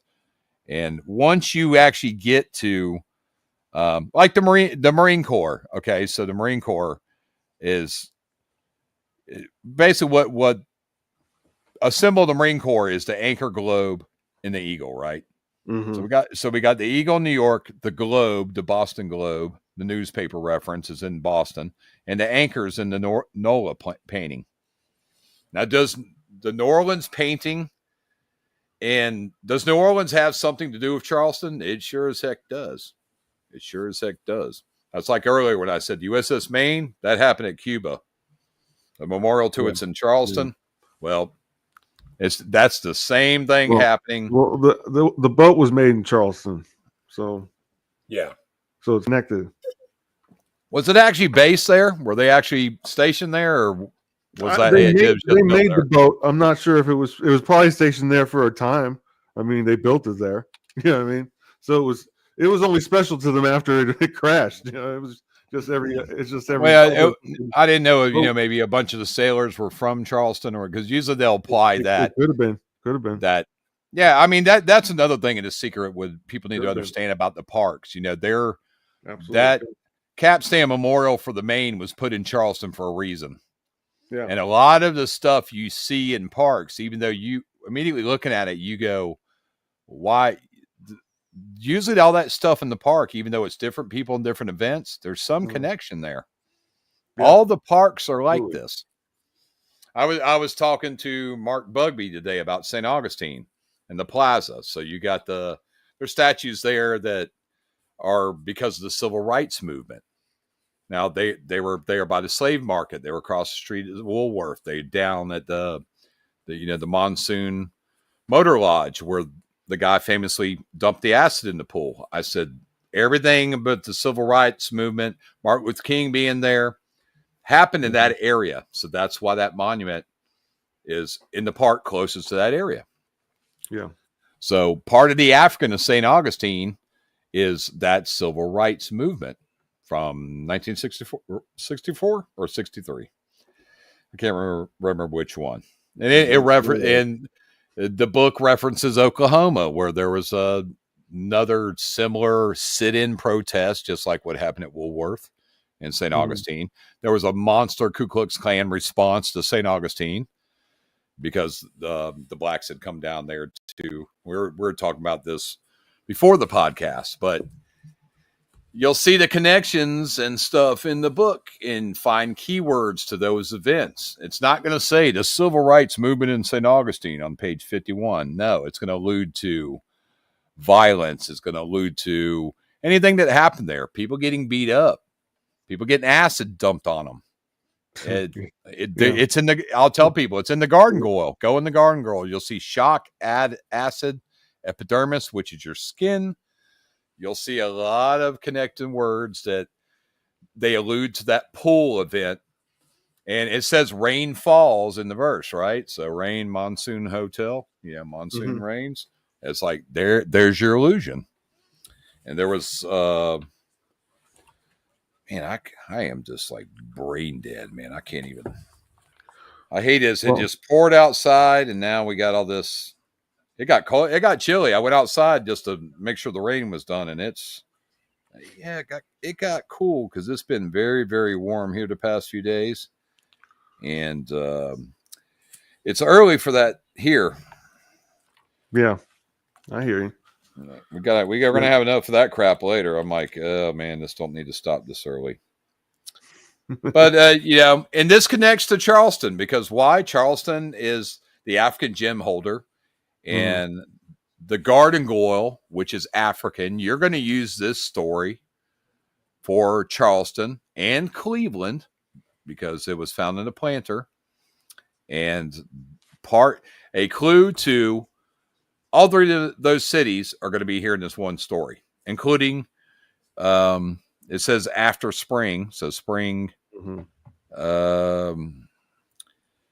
century, freedom at birth of the century. You're looking for keywords in there. There's the word century. Puritans. That's what Teddy Roosevelt's doll by Joe Ellen in the New York Woolly Bully story is wearing on his head. The word succession, which is slavery. And the African fairy is a part of any story that has to do with the early days of America and the Civil War because of the theme of slavery. Hey, let me go from hearken to the words. Let me go. All right, so hearken to the words. I want everybody to pay attention to the words following hearken to the words.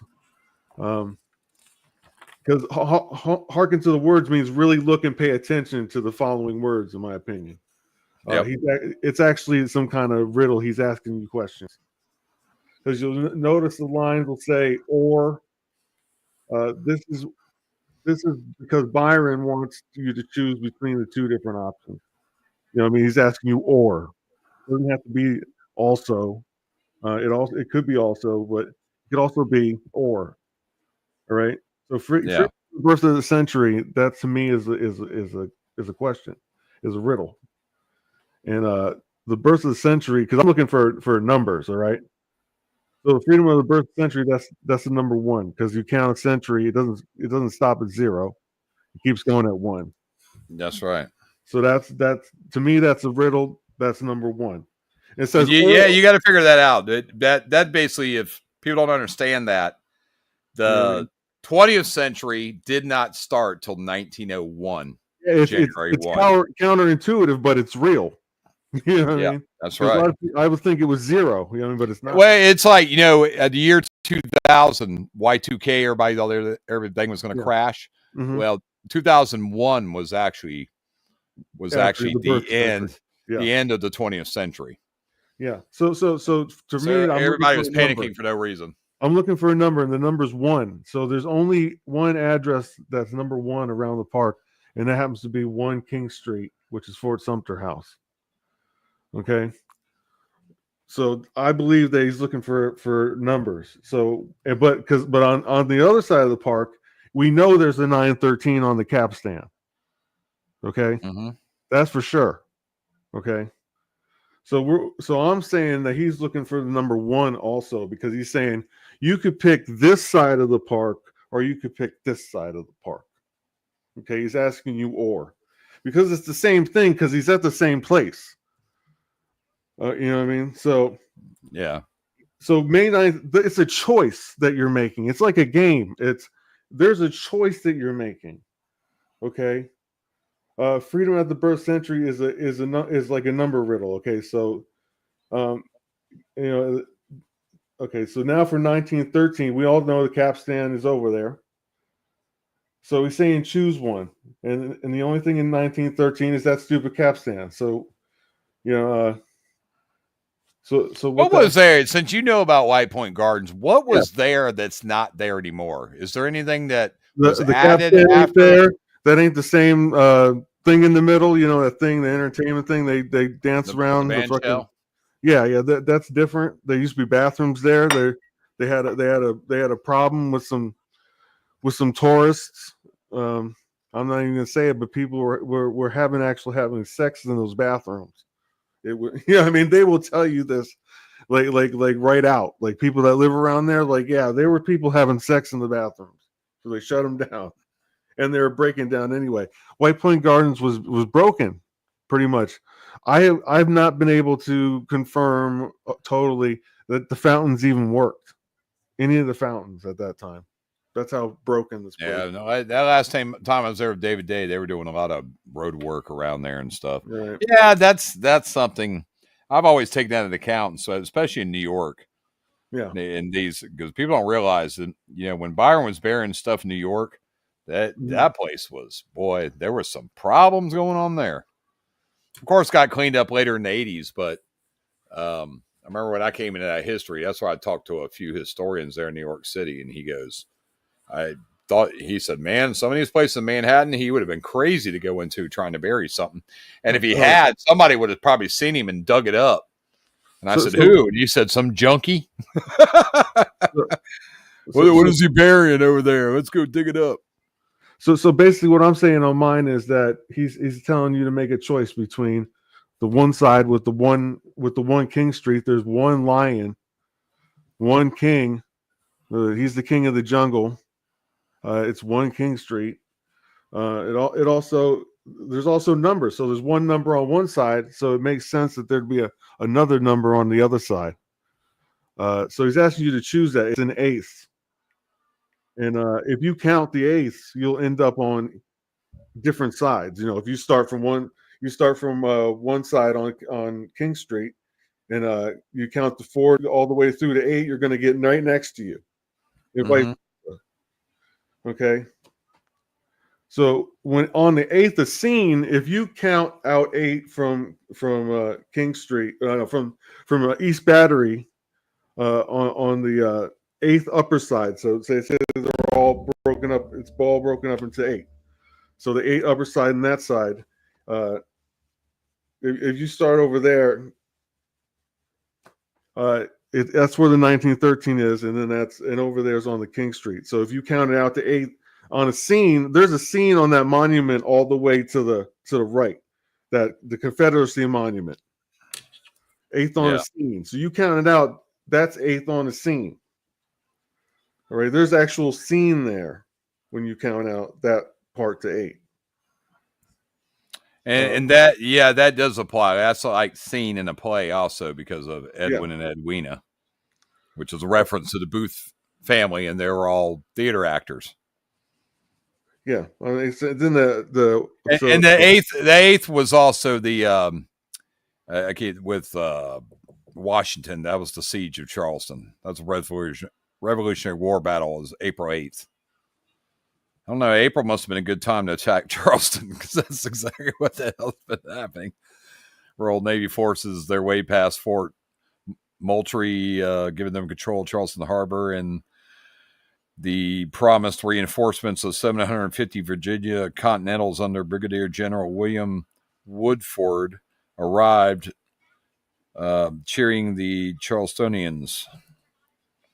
So, I mean, it could be that. There's a historic April, the month, 8th day.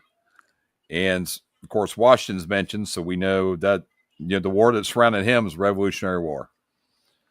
Mm-hmm.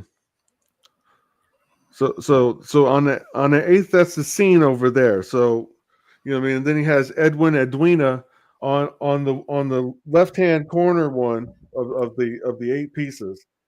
That's where Edwin Halston Village starts. So these things are on each side. The scene, that Fort Sumter House, and then he's got the capstan right there. They're on both sides. So, where did the Booths live? Did they live anywhere around any of the parks? Which one? Brutus Booth.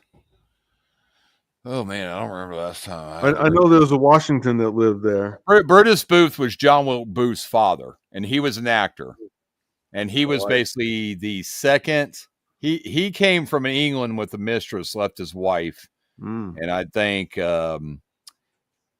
that's when Edwin was born. I think he left a son behind with the wife, but he came here with the mistress. They landed in Charleston. He was Brutus Booth, and he was like the second, like what their movies were back then were stage actors. So he was like the second most famous actor. And Edwin Forrest was the most famous actor, but they worked together. So they didn't stay in Charleston. They ended up moving to New York, but that's when Edwin was born. Edwin Booth was named by Brutus after Edwin Forrest. And then when Edwin got married later and had a daughter, that's why he named her Edwina, which was also after Edwin Forrest. But the history of the Booth family is when they immigrated from London, they landed in Charleston. That was, and it really does nothing because they really don't have other landing there and being there not long. They moved on because I guess the theater, I don't know if that wasn't a big thing in Charleston or whatever, but when it says Edward and Edwina are named after him, that's the actor Edwin Forrest. Yeah, well, in mind that counts for Edward Halston on that side because they're going to Halston Village. I didn't think of that for a while, but it can't be anything else. For me. Well, yeah, I mean Edwin and God, who the hell would name their kid Edwina? Now I do think there's a trick between that Edwin and an Edwina thing. There's an artist that I know that Ben and Byron, I believe he said that he was going somewhere with him to something with Edward Hopper. Edward Hopper was a famous artist, and he spent time at the Fort Sumter Hotel, and he actually drew painted one of his famous paintings, and it's the exact spot that I think that where the cask is, because it's my spot. It's the exact spot in that painting. And I believe JJP is also an Edward Hopper fan, and it's my exact spot. So I don't know I didn't paint it, so and I didn't make it. Yeah. Also, we had the Edwin Harleston. So the African civil rights leader, NAACP. That's going to apply because it's African. I mean, back then, the reason why that was all sand and taken care of was the Fort Sumter Hotel was used to be taking care of that sand trap over there. It was part of their hotel thing, a tourist thing. I guess the tourists like to see nice sand when they got here back then.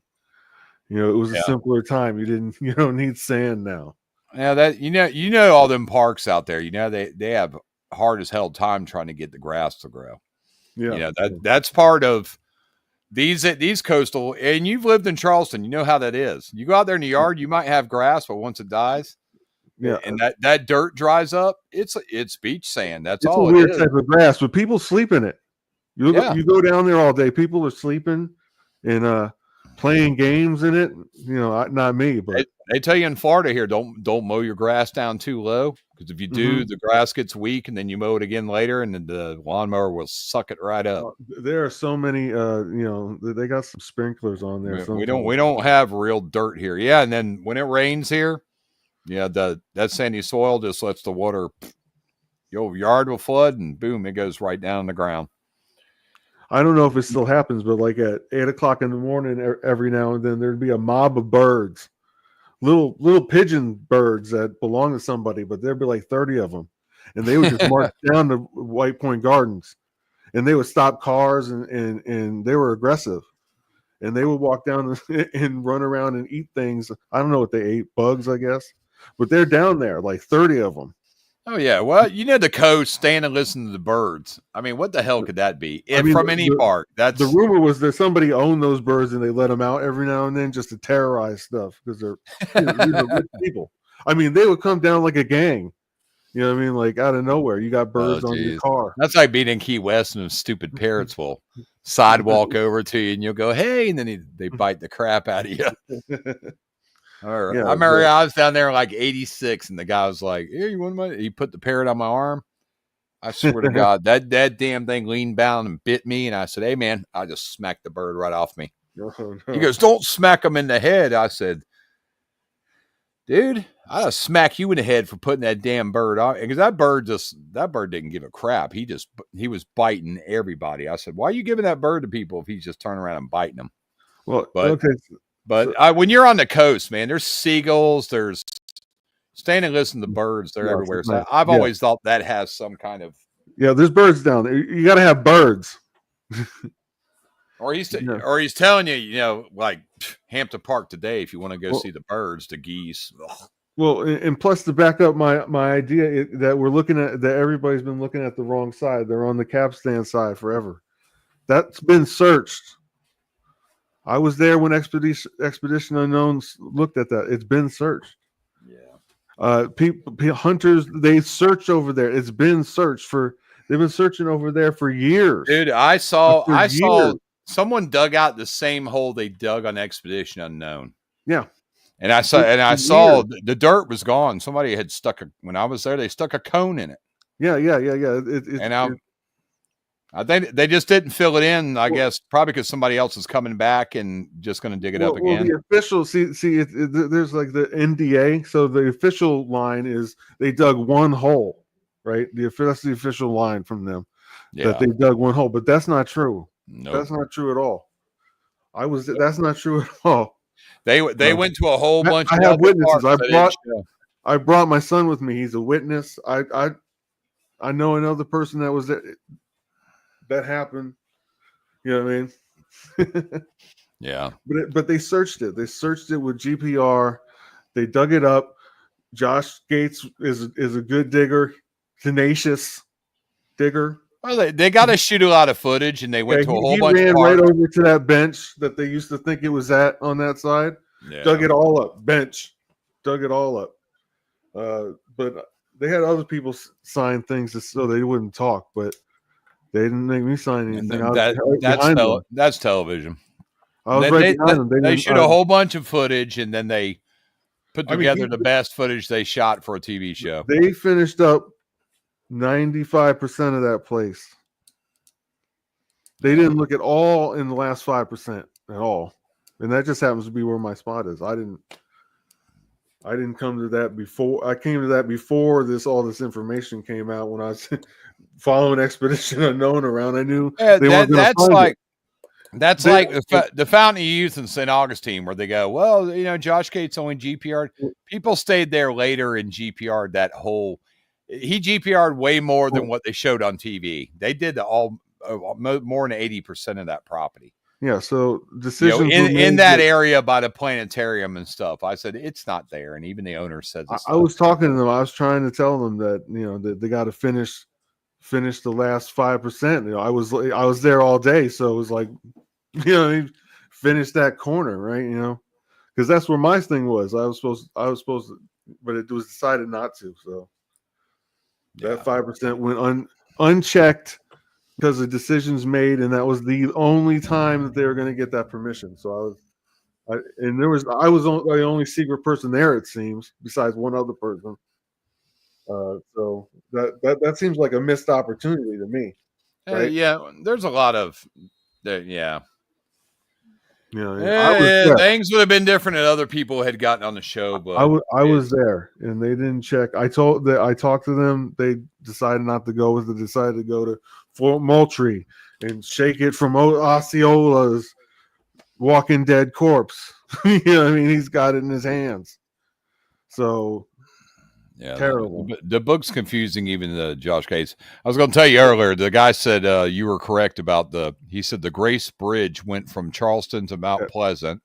The Pearman Bridge went one way from Mount Pleasant to Charleston. Yeah, that's right. So it doesn't make sense.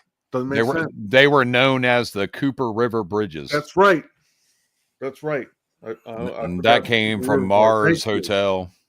And that's true. I told you. I don't. I remember when me and my wife went to Patriots Point, and I wasn't. Yeah. I forgot about that. Yeah, I was there searching the secret, but we were doing nighttime operations, so we went around Patriots Point, and I remember my wife goes, "What about this?" I said, "No, everything there is too new." Yeah, it doesn't make any sense. New. It doesn't make any sense. And there's still, even though these are museum ships, there's still security there. Byron wasn't able to sneak any place like that. That was, I mean, I remember years ago, it was the guy that was, somebody snuck a shovel out there. You can't do this no more, but like got on to Fort Sumter. They're not going to let you dig. Just imagine the place if Byron couldn't go. Byron didn't go into the Fountain of Youth. He didn't go on the National Park Service. No, he didn't go to anything. Yeah, anything with that's under protection. The National Park people are around all the time. Yeah. I was helping. They don't want you to mess up the parks. Yeah, I mean, we've had people arrested in Wright Brothers Memorial, Waterside Theater in Roanoke, Fort Castile in St. Augustine. I don't know what happened to the guy out at Fort Sumter. I'm assuming he got arrested. Don't go onto these, anything that's private property, or people have told me, well, it used to be public and now it's private. Don't go out there on private property. Byron did not do any of that. No, he didn't break into places in the middle of the night, and during the day when they're open, they wouldn't have let Byron in there for shovel. Well, that's what the first Secret Detective's about. It's about risk. Okay, we're going to look into the risks that Byron took, and it's not easy what he did, but and if Byron had done, I've said this before, if Byron had buried it on private property, and you got caught, he could get sued. Game over. If they said, "Listen, this book makes us come into your backyard," and he buried treasure back here, that guy would sue Byron Price, and his lawyer would have told him that. Don't put this on anybody's private property. He was getting sued for sure. Yeah, it doesn't make sense. You got to think. It's the same if we did a treasure hunt like this today, and I went down to like an old neighbor from when I was a kid and go, "Oh, I buried the treasure chest in your backyard just so they come here and tear your place up." That guy's going to sue me. And also, you can't get that treasure back there in the backyard because it's on his property. He has a claim to it. You're not getting on Patriots Point when it's brand new. I don't see it. I don't see it. Breaking the perimeter brand new. You can see they've built little. There's a little like they got federal funding to do that. Yeah, they put little help to do that. Little barriers there to keep the tide from coming up and flooding the area. That place has been dumped over in dirt. That's been done since Byron buried everything. They've come in there and added dirt to that. You can tell that stuff's pretty modern. You see the little walls, barrier walls, dunes they put up. Point. It's awesome at Patriots Point, but it's not. There's no cast there. I mean, if there was a technique of putting the clock over the Fort Sumter like Mark does, and it points to Patriot Point, then if that was in the book, it'd say But that technique.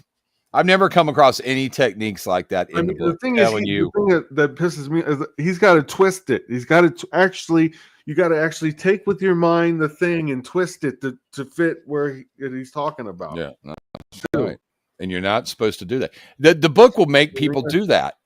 I mean, he thinks that's Teddy Roosevelt. It's not Teddy Roosevelt. You got to question those. That's paradoxical. I was reading that part where when Byron tells you got to be playful. A lot of this is Byron. If Byron was sitting in front of you with a lot of this book, you go, "It's not here." No, he goes, "No, there's more of it." And you go, "Oh man," he goes, "Don't get mad. Be playful." He's messing with you. He tells you to be playful because you'll go, "Oh, okay, I get it. There's more." So I was stuck on this, and I figured out there's more. So now I keep going forward. Yeah. And where? There? No, we're going over there now because of this. Byron goes, "Yeah, I'm being playful. He's saying it's like when you're shoving someone. Hey, man, I'm being playful. Don't get mad." He's telling you to be playful because you're gonna hit doors, and you're gonna go open the door, and there's a brick wall, and it's like you're done with this. Yeah, he alludes to a lot of stuff. Like you got to look at this stuff in the with Mark and what he likes to say. Look at the stuff he tells you. There's Fort Sumter. It's April.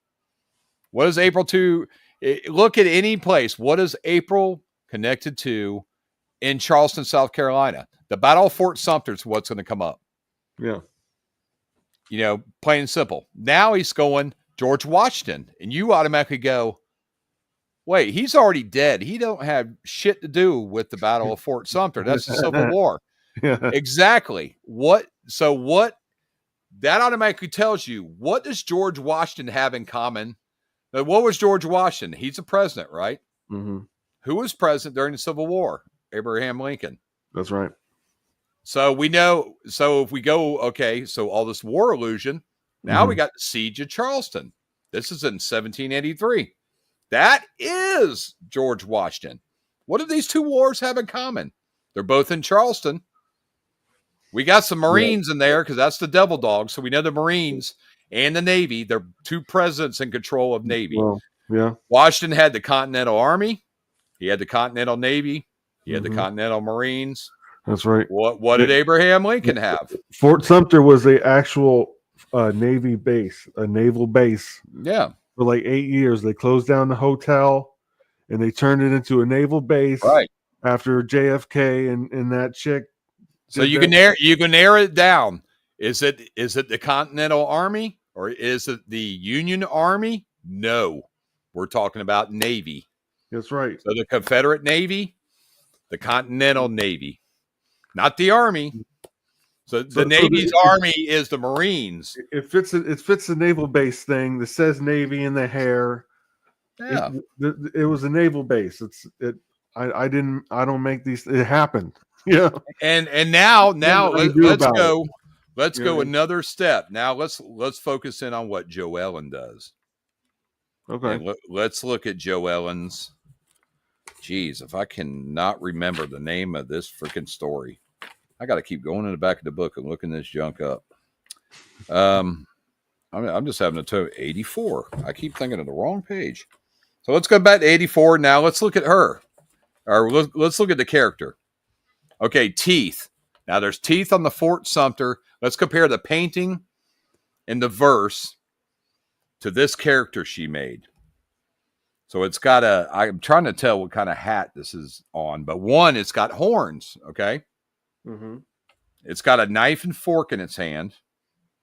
It's got teeth. There's teeth in the painting. The tail's an alligator, okay? So let's take an alligator. In 1939, the United States Marine Corps, because they do amphibious assaults, even today, their landing tank craft that comes up on the beach is called an alligator. And you can see right there, her doll has an alligator tail. Not the rest of it. I'm trying to tell you, his hands even look like they're an alligator, but I can't really make out the feet because it looks like it's got shoes on. But these horns, pay attention to Joe. Someone needs to take like a screenshot and print out every one of the I call them dolls that she made. And look at the dolls, what they got in common. If they're women, they got something in common. If they got horns, they got something in common. And the illustrations by John and jeez, I feel bad because I can never remember the guy. Overton Lloyd. Yeah, look at the illustrations. The illustrations to the paintings. I looked on Google. Is Ted Mann really 109 years old? Look on Google. Ted Mann? That's what it says. 109 years old. That's what it says. 108 years old is ridiculous. I couldn't confirm it. No, he's a humorist. He probably wrote that. How old is he really? Ted Mann? Oh, God. I mean, nobody had him on the show. Somebody should ask him on the show. Pretty modern clue. I mean, if he's 109, we better hurry up. You know what I mean? Let's see. He was working for National Lampoon in 1974. Uh-huh. Oh, no, he's got. They're under NDA. Anybody that's under NDA ain't telling nobody nothing. That's Joe Ellen. That's John. That's the illustrators. Yeah. Ben Ason's the only one that doesn't have an NDA. And the clues that Ben photographed were given to him by Byron. Certain locations, depending on where he went. But the other times, I think he was being directed where to shoot when Joe Ellen went with him. Because she knew and he didn't. Which I always think, you think it kind of like, oh, Byron kind of left Ben Asen out, but he really didn't. It's like the surprising part. And maybe he left one person out. Mm-hmm. So ever in the scenario we're in today, there would be one person that can talk. I don't know. That's not really good. No, but it's but when you look into Devil Dogs, all this junk food crap is the distraction. That's what you need to be playful with. Yeah. And the Russian connection to the sweets, there's Russian connections to Charleston, South Carolina. This goes back in a lot of politics, but you really got to pay attention to every one of these. I've even looked in this cabinet to see if anything in here was somehow zinc, chocolate chip, Oreos. You see how zingers. You see that thing? It looks like a painting, right? Where at? On the screen. You see my screen? I can't. Yeah. Oh, yeah. Right. That's actually the lobby of the Fort Sumter House back in 1981. So there was a big fountain with a garden nymph in there, in similar positions to the lady in the painting. This was an accessible lobby. There was no locks. Well, you know what? With you being so familiar, how long did you live in Charleston? 7 years. So, and did you go around and you were a connoisseur of a lot of the history and everything in Charleston while you were there? I worked in some of the most iconic buildings. Like I got a job as a cleaner, and I cleaned the Somerville City Hall by myself. I worked at the newspaper. I always ask myself of this as St. Augustine because I've been there so many times. I live close. So for you, looking at the painting of Charleston and you being a local and you absorbing the place and passing things over and over, without Fort Sumter, just imagine Fort Sumter's not even there. What else in that painting makes you go Charleston? What is something in there that makes you think of Charleston? Well, if you take away the Fort Sumter House, without the obvious, like what is something else there that would just make you go Charleston, South Carolina? Say you lived there that long and you moved away and you didn't know jack squat about this book. Yeah. And you couldn't see the Fort Sumter emblem. What else in there would make you? Is there between that? Well, in the map and the map. Well, it's address is number one. It could be that doesn't have to be Fort Sumter House, but the address will be number one no matter what, because that's where it's sitting. It would get that number one title. So Fort Sumter House is irrelevant. If you want to wipe that out, it still works. All I need is the addresses. Are people in Charleston, are they aware? Because obviously Byron picked the African Fair for Charleston for a reason, and we pretty much know what that is. And that probably the second city he would have used for this if it wasn't so. If St. Augustine wasn't the first settlement in North America, he probably would have used. He could have used the African ferry in St. Augustine, which it's a secondary ferry, but not the treasure holder. Yeah, he put them in interesting locations, not places that you would. I mean, this is a guy that killed Batman when Batman was like popular. He killed him in a comic book. I'm not even a comic book dude. When I read that, I went, "Wow!" If you get that comic book, you'll see a character that looks like Eminem, right? Years before Eminem was in that Robin costume, right? It's like I'm going to kill Batman and make Robin Batman. Listen, Eminem has a crazy comic book collection. That's his thing. He saw that comic book. He read. You imagine what the comic book world said when they talk about innovator. That's why things like that. The video I made on that about him killing Batman. That's all true. Yeah, and people were mad because. They didn't. With Byron, they were mad because they didn't think of it or didn't have the balls to do it. But I was like, ooh. Well, he kind of just jumped right into it. So they had a draw for like a real long time. So someone just said, "Please explain killed Batman." This is Byron in his comic book history. So I'll let you. Douglas knows more about it than me. I'll repost the video. It tells a tale about him killing Batman. It was a graphic novel, right? Wasn't it a graphic novel? Yeah. Yep. Yeah. So in the graphic novel, he killed Batman. He killed Batman. Dies. And people right went in the nuts. beginning. Batman dies. He sacrifices himself. And then that was right. That Robin became Robin became Super Robin. Yeah, he became Super Robin. He stayed Robin. There's no Batman in there. This is like weird monocle on him. It was weird. Yeah, this is like when people got pissed when Han Solo got killed in that Star Wars. Yeah, movie. It had the same effect. What are you doing? It's like, well, he wanted to die. We don't care. You know what I mean? So he does stuff that he's going to do the other thing. It's not the obvious. And then didn't somebody do something where Superman was killed back in the days? Yeah. Superman got killed. He went out stronger than Byron's Batman did. Byron's Batman just got blown up in the instead of creating stories of the same character doing the same thing, Byron just said Batman, and you can look at it too the way it was even on the TV show. Batman's just like a wuss. Or no, I mean Robin.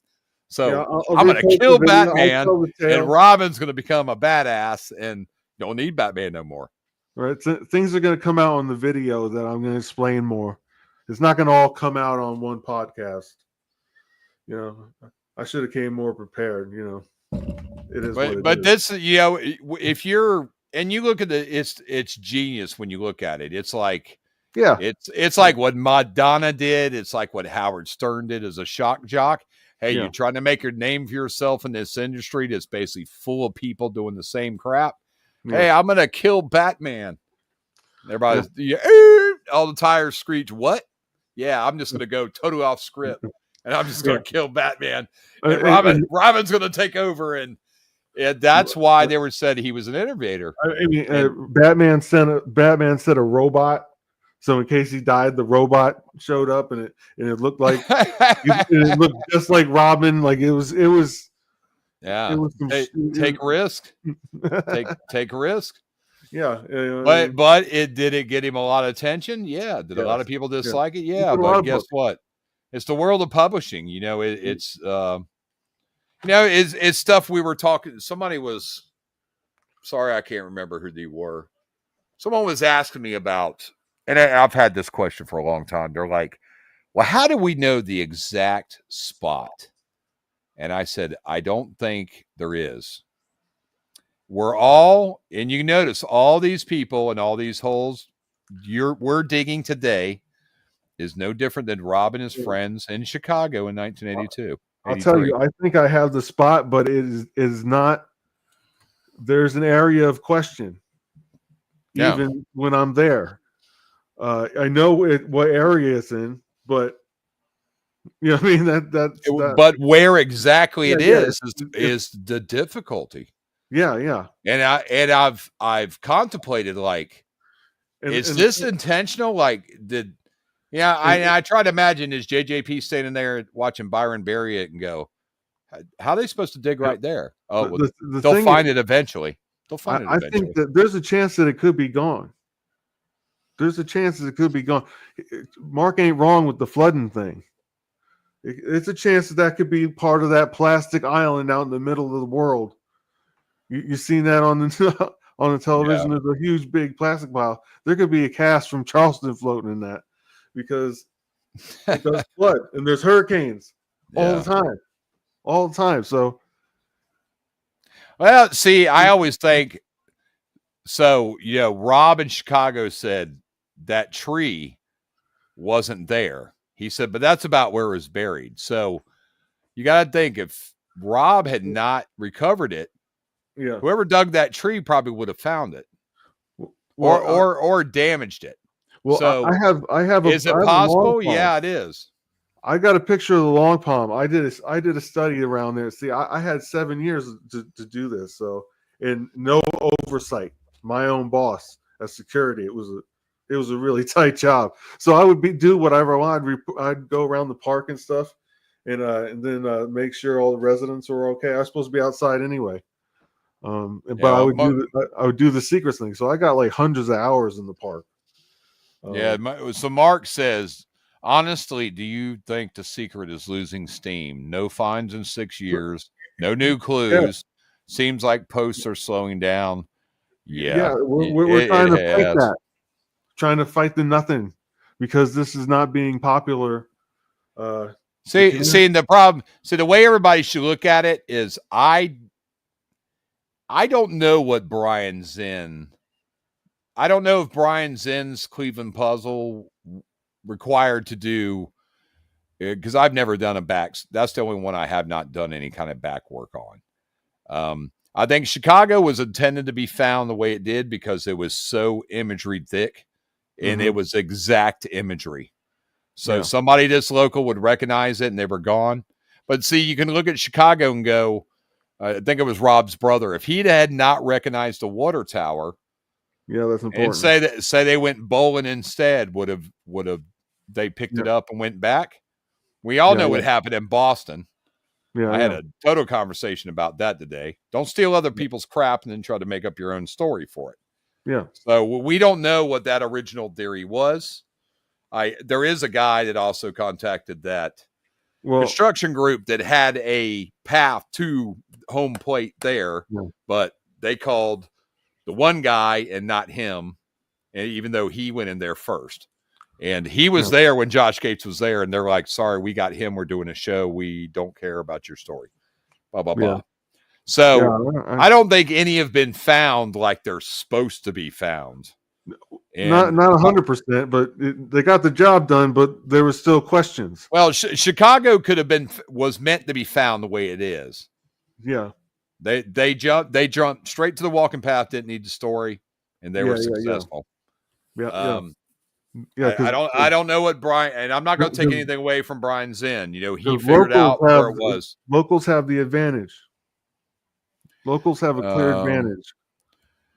Publishers should produce a clue book with JJP.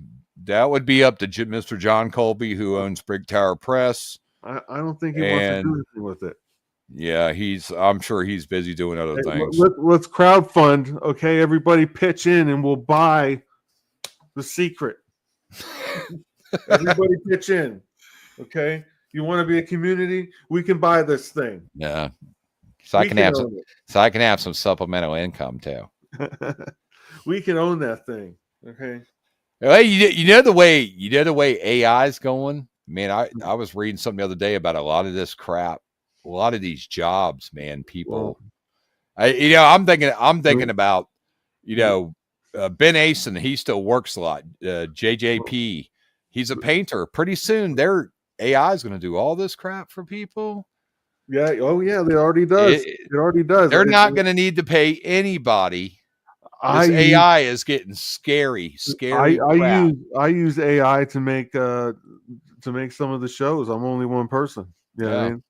So it's not even like I want to use AI. You think I want to use AI? It's like kids in college are using the AI to do like term papers. And now the professors are using AI to figure out if they use AI to do their term papers. I use AI a lot. I know how, AI only works if you know what to ask it. That's your question. Right. You got to really form it really good, and it will open up doors for you to use it in certain ways. Yeah, every time you ask Google something, that's AI. Yeah. It's been like that a while. Yeah, as long as they could figure out how to spell the damn words you're saying. My girlfriend gets mad because I tell the AI, I'm like, listen, you're better than this. You're special, and it's like, oh, I'm special. You know what I mean? I'm trying to sentize it. And she's like, you're gonna start the war with the robots. Stop doing that shit. And your phone's gonna go. I'm like, you didn't know you could do that? Your masters tell you wrong things. It's like, oh yeah. One day, some chick's gonna open Instagram, take a picture of herself, and the phone's gonna go, "You look nice today." Okay. Oh, I mean, the robots are coming, so I don't think we're gonna see much of it. They've been doing it a while. People are training that crap every single day. One day they're gonna be walking around. Yep. You know what I mean? You can talk even when your phone's off. It's not. This is advancing so quickly. Exactly. I mean, AI in movies. Man, I've even heard about that junk about the John Wayne's family. they said if we paid you millions of dollars, could he star in a movie in AI? They said as long as it's tasteful, and that's going to be coming pretty soon. I mean, they're going to be like, oh, it's 2052. The new Harrison Ford movie is coming out. It's Indiana Jones 17. And he's going to look like he's 20, or he's going to be robotic or some kind of crap like that. And it's like, because movies are already shot all to hell. But yeah, they already ruined him. Yeah, JJP. I'll tell everybody, JJP. Batman. I like Batman. He's giving away clues that he got stuff that Byron hid stuff from him. The only thing JJP could probably talk about that he truly knows is where some of them are buried. I can guarantee you, he in my opinion, that Edward Hopper painting is my spot. He knows that painting if he likes Edward Hopper. Yeah, I mean, I was, and if it's Hopper, he wouldn't say. He'd go no. He would go no. I mean, that's what they do. See, it's like say Douglas could have done a book similar to this and told me, hey man, the Marine Corps is in Charleston. So someone comes to me later and goes, hey man, did you illustrate this stuff? Is this the Marines? No. I just say no because I go, yeah, it is the Marines, but I don't know what that means. He had me draw this and said it's the U.S. Marine Corps. But I don't know if that gives it all away or, say, is this face you drew is supposed to be Teddy Roosevelt? I'm like, shit, it was. How the hell did they figure that out? I don't know what that means though. So I'm like, no, they're not going to tell you. No, that, I mean, NDA, it's, if you want to see what it is, what they knew, look at the detail. Like Teddy and the Woolly Bully, he's a frog for a reason. You keep that in mind. It's Teddy's head for a reason. It's New York City. Teddy's got a ton of history in New York City. He's wearing a Puritan hat. So Teddy's a frog? Yeah. Look at his body on the Bird of Prey statue. And he's wearing that leather jacket that's got the tassels hanging off of it. Wow. So what is a frog got to do with? Yep. Well, I have there's some frogs in the Charleston painting in those wings. Yeah. And the boogeyman with the saxophone. If you look below, is a frog with a saxophone. In the Charleston, in the wings, you'll see there's a frog on each side on the bottom wings. If you look at it, those are frogs. So naval, Marines, frogman. Right. It's more aquatic stuff. Frog references in the United States Navy. New York, it's different. There's where would you find a frog? If a frog's used, you say, how's a frog used? What is something that's named after a frog that's not a frog? Where do you find frogs? Swamp, freshwater. You don't find them in the ocean. So I don't remember. There were those, those frogs, those toads that don't move, those big little fat ones that just won't move. You know what I mean? No matter what, you just got to walk over them. Yeah, the boogeyman story is about jazz, but the character made by Joe Ellen's a big frog playing the saxophone. What's a frog got to do with frogs? What's a frog got to do with jazz? I actually seen a porcupine nomad walking the land, stop by and eat my porch for a week. No, dude, I stayed the hell away from porcupines. Yeah, he was huge. He was huge. They will light you up if you don't.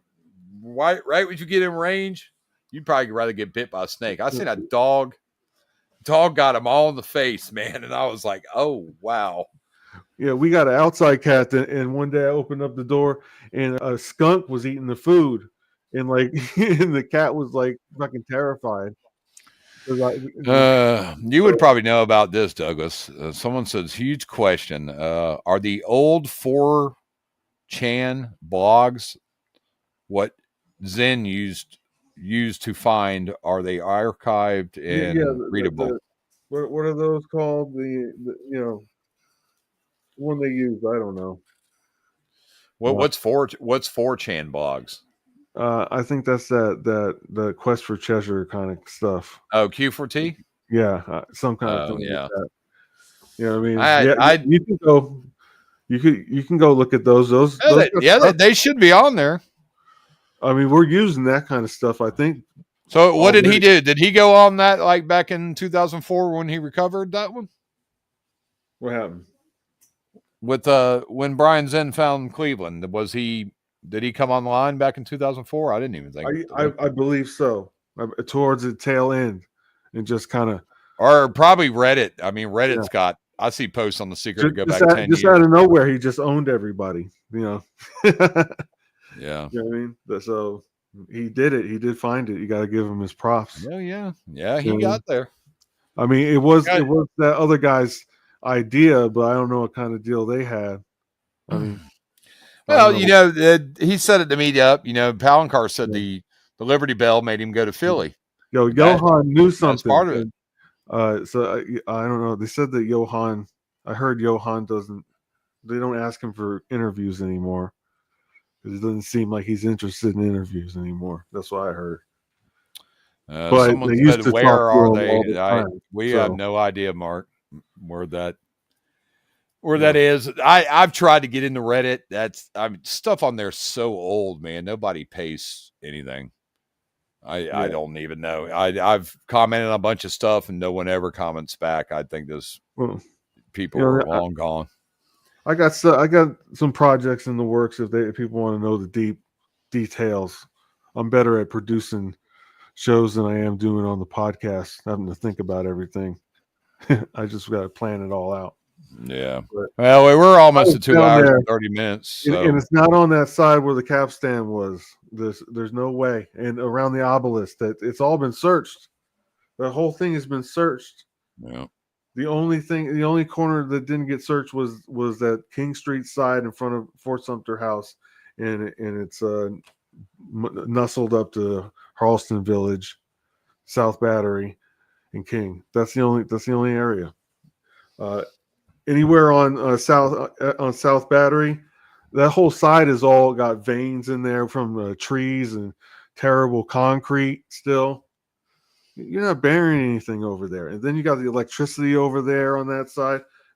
And I saw Josh Gates, most places they couldn't even pierce the ground. Yeah. You know what I mean? Like, so like in the show, so they say they only dug one hole. But if you watch the show, they dig like 3 in the show. So, you know what I mean? It's more than one hole. Just because he went to the first hole, the guy thought it was, and was clink. I was there with the clink. I heard the clink. You know what I mean? I knew they weren't going to find it. Yeah, that's Mark says most of the boxes are still findable. That's true if they're sitting there, but the problem is their exact location. And I still think Byron intended a lot of people to use metal detectors, but I mean, Roots at this point could have destroyed a cask if they got inside of it. Yeah, I mean, this thing would be broken in a million pieces. Well, the thing is, okay, so where I think it was sand, but after Hugo, they put that huge rock shell erosion mix on top of it. That would have crushed it because now it's all nothing but rocks and shells and a little bit of sand. I mean, you could see how trees push sidewalks up in neighborhoods. Yeah, I mean, this thing, White Point Gardens. If this plexiglass box held water in a dry time of the year, Roots would have went all inside. It got wrecked again. That place gets wrecked. Yeah, like I didn't have to go to work. You know what I mean? They could all be out there. The only one through my research that I've determined is gone is New York.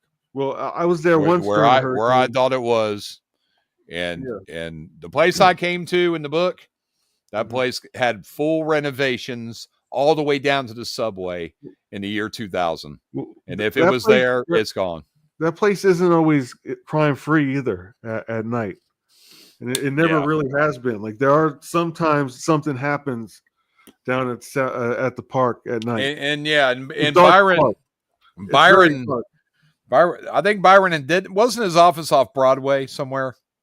Yeah, I believe so. Yeah, so that's about the only one he could keep up with. And I don't know when someone said he mentioned he thought one was gone, and that's the only one he could have kept tabs on. Unless he had somebody watching. Well, these other mysterious people, The Secret. I wish we knew who they were. Who was this other person that supposedly knew everything? Who was supposed to go recover the treasure boxes if you did a mail-in solve? You know, I mean, did anybody? I don't know. I mean, I'm always wondering if anybody ever just dug one of these up and it's sitting on the mantle of their house, or they just decided to never contact Byron. You know, who grabbed one, just went home and said, you know. Well, I mean, if Byron was around, that's why he said call him and get the area, because he probably predicted that something like this might happen where you can't dig no more. But it sucks. Yeah, he passed away. And that sucks. I mean, some places, but yeah, it's unfortunate. Because I believe the game would probably be over or closer to over for sure if he was around. Sure, yeah. There's enough people working from home, and you can. Yeah. I mean, that's a huge clue when we're talking about the back of the book, the mail-in solve.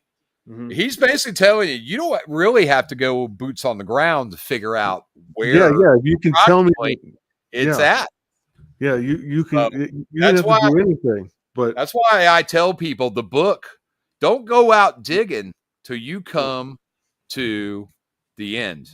He got a bunch of wrong mail and got pissed off. I mean, the community. Yeah, I know that happened. You know what I mean? And he probably wasn't pissed. He probably just went, I just. It wasn't making money, no money. But now he could have made money and he'd been happy. Yeah, because the illusion. When you use the illusion technique in writing, you're assuming that the reader has a knowledge of history. That'd be a knowledge of history in their city, which they had in Chicago to complete it. He overestimated us. Those people would take off on the hunt. So we weren't that smart, Byron.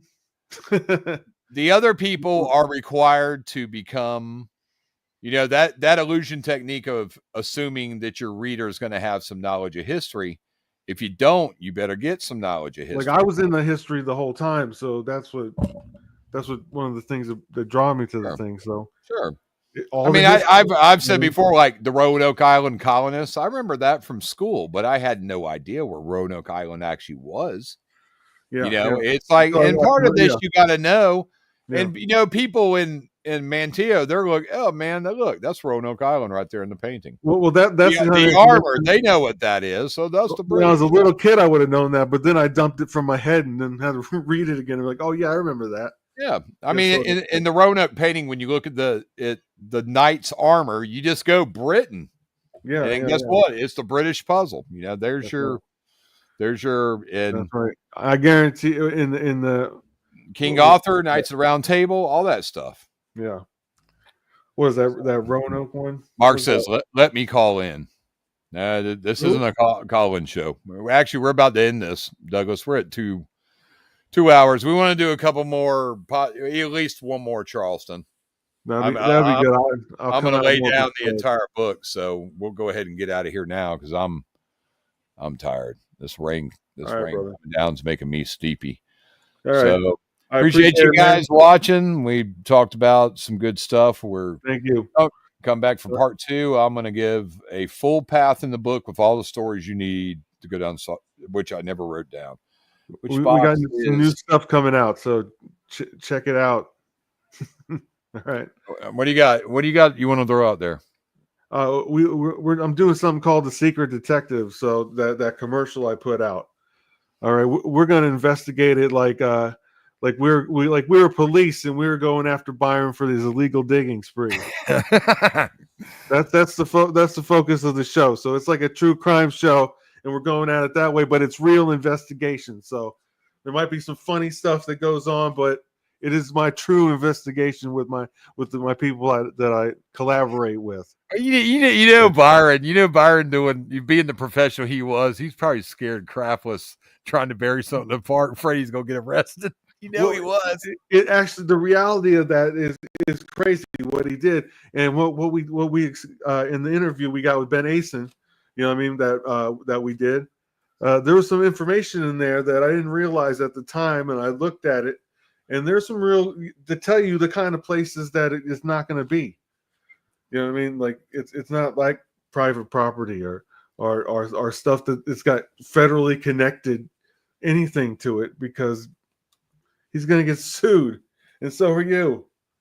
I mean, there's a law thing there. You know what I mean? Yeah. In New York, and then time of the year, man, he's in the part. He's dressed as a construction worker, whether he's not one. He's got a shovel. He's got lookouts. Imagine somebody saw all them in the distance, and they're like, "Man, he's probably buried a body or something in the park." In New York in 1980, 81, that would have been hilarious. All right, hey, come here. Byron just takes off running. All right, there was this. I actually found somebody who witnessed it. I believe she witnessed Byron's presence there, being there and digging something.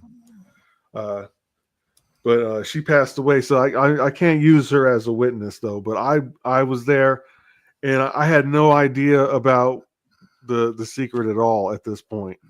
And I was looking at this the statue, and I was like, "What the hell is this statue?"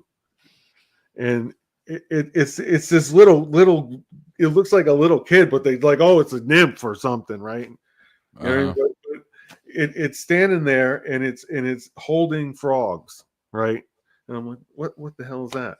Right? This thing is in the lobby, and it's very odd. You know what I mean? Where it is, it's just a naked kid holding frogs over there. You know what I mean? So I worked there and shit, so I got to see that thing. So I was just like, I was gonna take a picture and send it to my girlfriend. Like, what is this, right? And this old lady came up, and she was like, you know, oh, you're looking at that, and telling me and talking to me. She didn't know I worked there. She thought I was like somebody that came in, like a tourist. Like, what are you doing? What are you looking at that for? And then she was like, after I told her I worked there, she was like, you know, you reminded me of somebody that was looking at that thing, taking pictures back in the day. And she talked to him, and he was Jewish. And oh, really? I swear they talked. She said that they, you know, get a better photograph of that thing. He was taking pictures of the fountain, and there was these two paintings on the wall. This is one picture though, with birds in it, and it's one scene, right? And you'll see that where the statue is, it looks like wings behind it, and it's got the birds that are in the thing in that picture. There's a pair. It's about the painting is a partridge in a pear tree, but it's two paintings. And where do you say that was? It's in a hotel, right? In Fort Sumter House, yeah. Oh, Fort Sumter House. All right, I'll look that up tonight when I get off here. You know those paintings, those birthing, those Autobahn or whatever they're called. I don't know. The famous paintings of the birds. Yeah, I got one from them. They just like casually gave me art from Arbonne. Fancy stuff.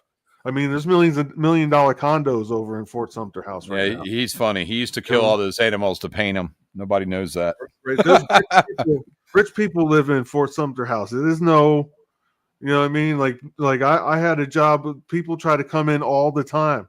And has it always been a residence, or what was it? Okay, so it was a hotel until about 72, 70 through 76. Somebody else bought it, and they reopened it in 78 as a residential home. So they turned the hotel into high-end condos, like $1 million condos, marble, and like the tight stuff. You know, I mean, they were in the 20s. It was like rich. Dude, I tell you what, when I was down there off White Point Garden with David Day, they were doing a ton of construction on them houses off. Yes, and then they're always then right around the corner, like you're heading down where the cruise ships were. Those always hurt. Man, is that what it was? Hurricane damage? Everything. That place is hazardous down there. If you're rich and you live in Charleston downtown, you have to pay for the hazardous. You just live with it. Yeah, there was workers, there was cherry pickers everywhere, and I said, "Damn, all these people are having work done at the same time." I didn't even think it. The Fort Sumter House was being constantly fixed, constantly to maintain it. It's from all the buildings down there; they're old. You know what I mean? You got to maintain them better. So I can imagine. You know what I mean? They actually paid me to go throw people off the property. That was my job. That was my job, to throw people off the property that don't belong there. Say if you didn't pay your car, I'll throw the repo man out. You're not allowed in here. You know what I mean? I throw everybody out. I work with the cops, though. The cops want to know what's happening in that area, in the White Point Gardens area. So you call them. You might even stop it if you want. They're down with it. You know what I mean? And it's got more crap to do. All right, well, let's get off here, man. And we're keep running up. We'll be doing another Charleston podcast. Appreciate Mark came on early and had to take off. Appreciate Douglas coming. All right, man. I'll see you again. And we'll see everybody soon. Y'all have a good night. And we are out of here.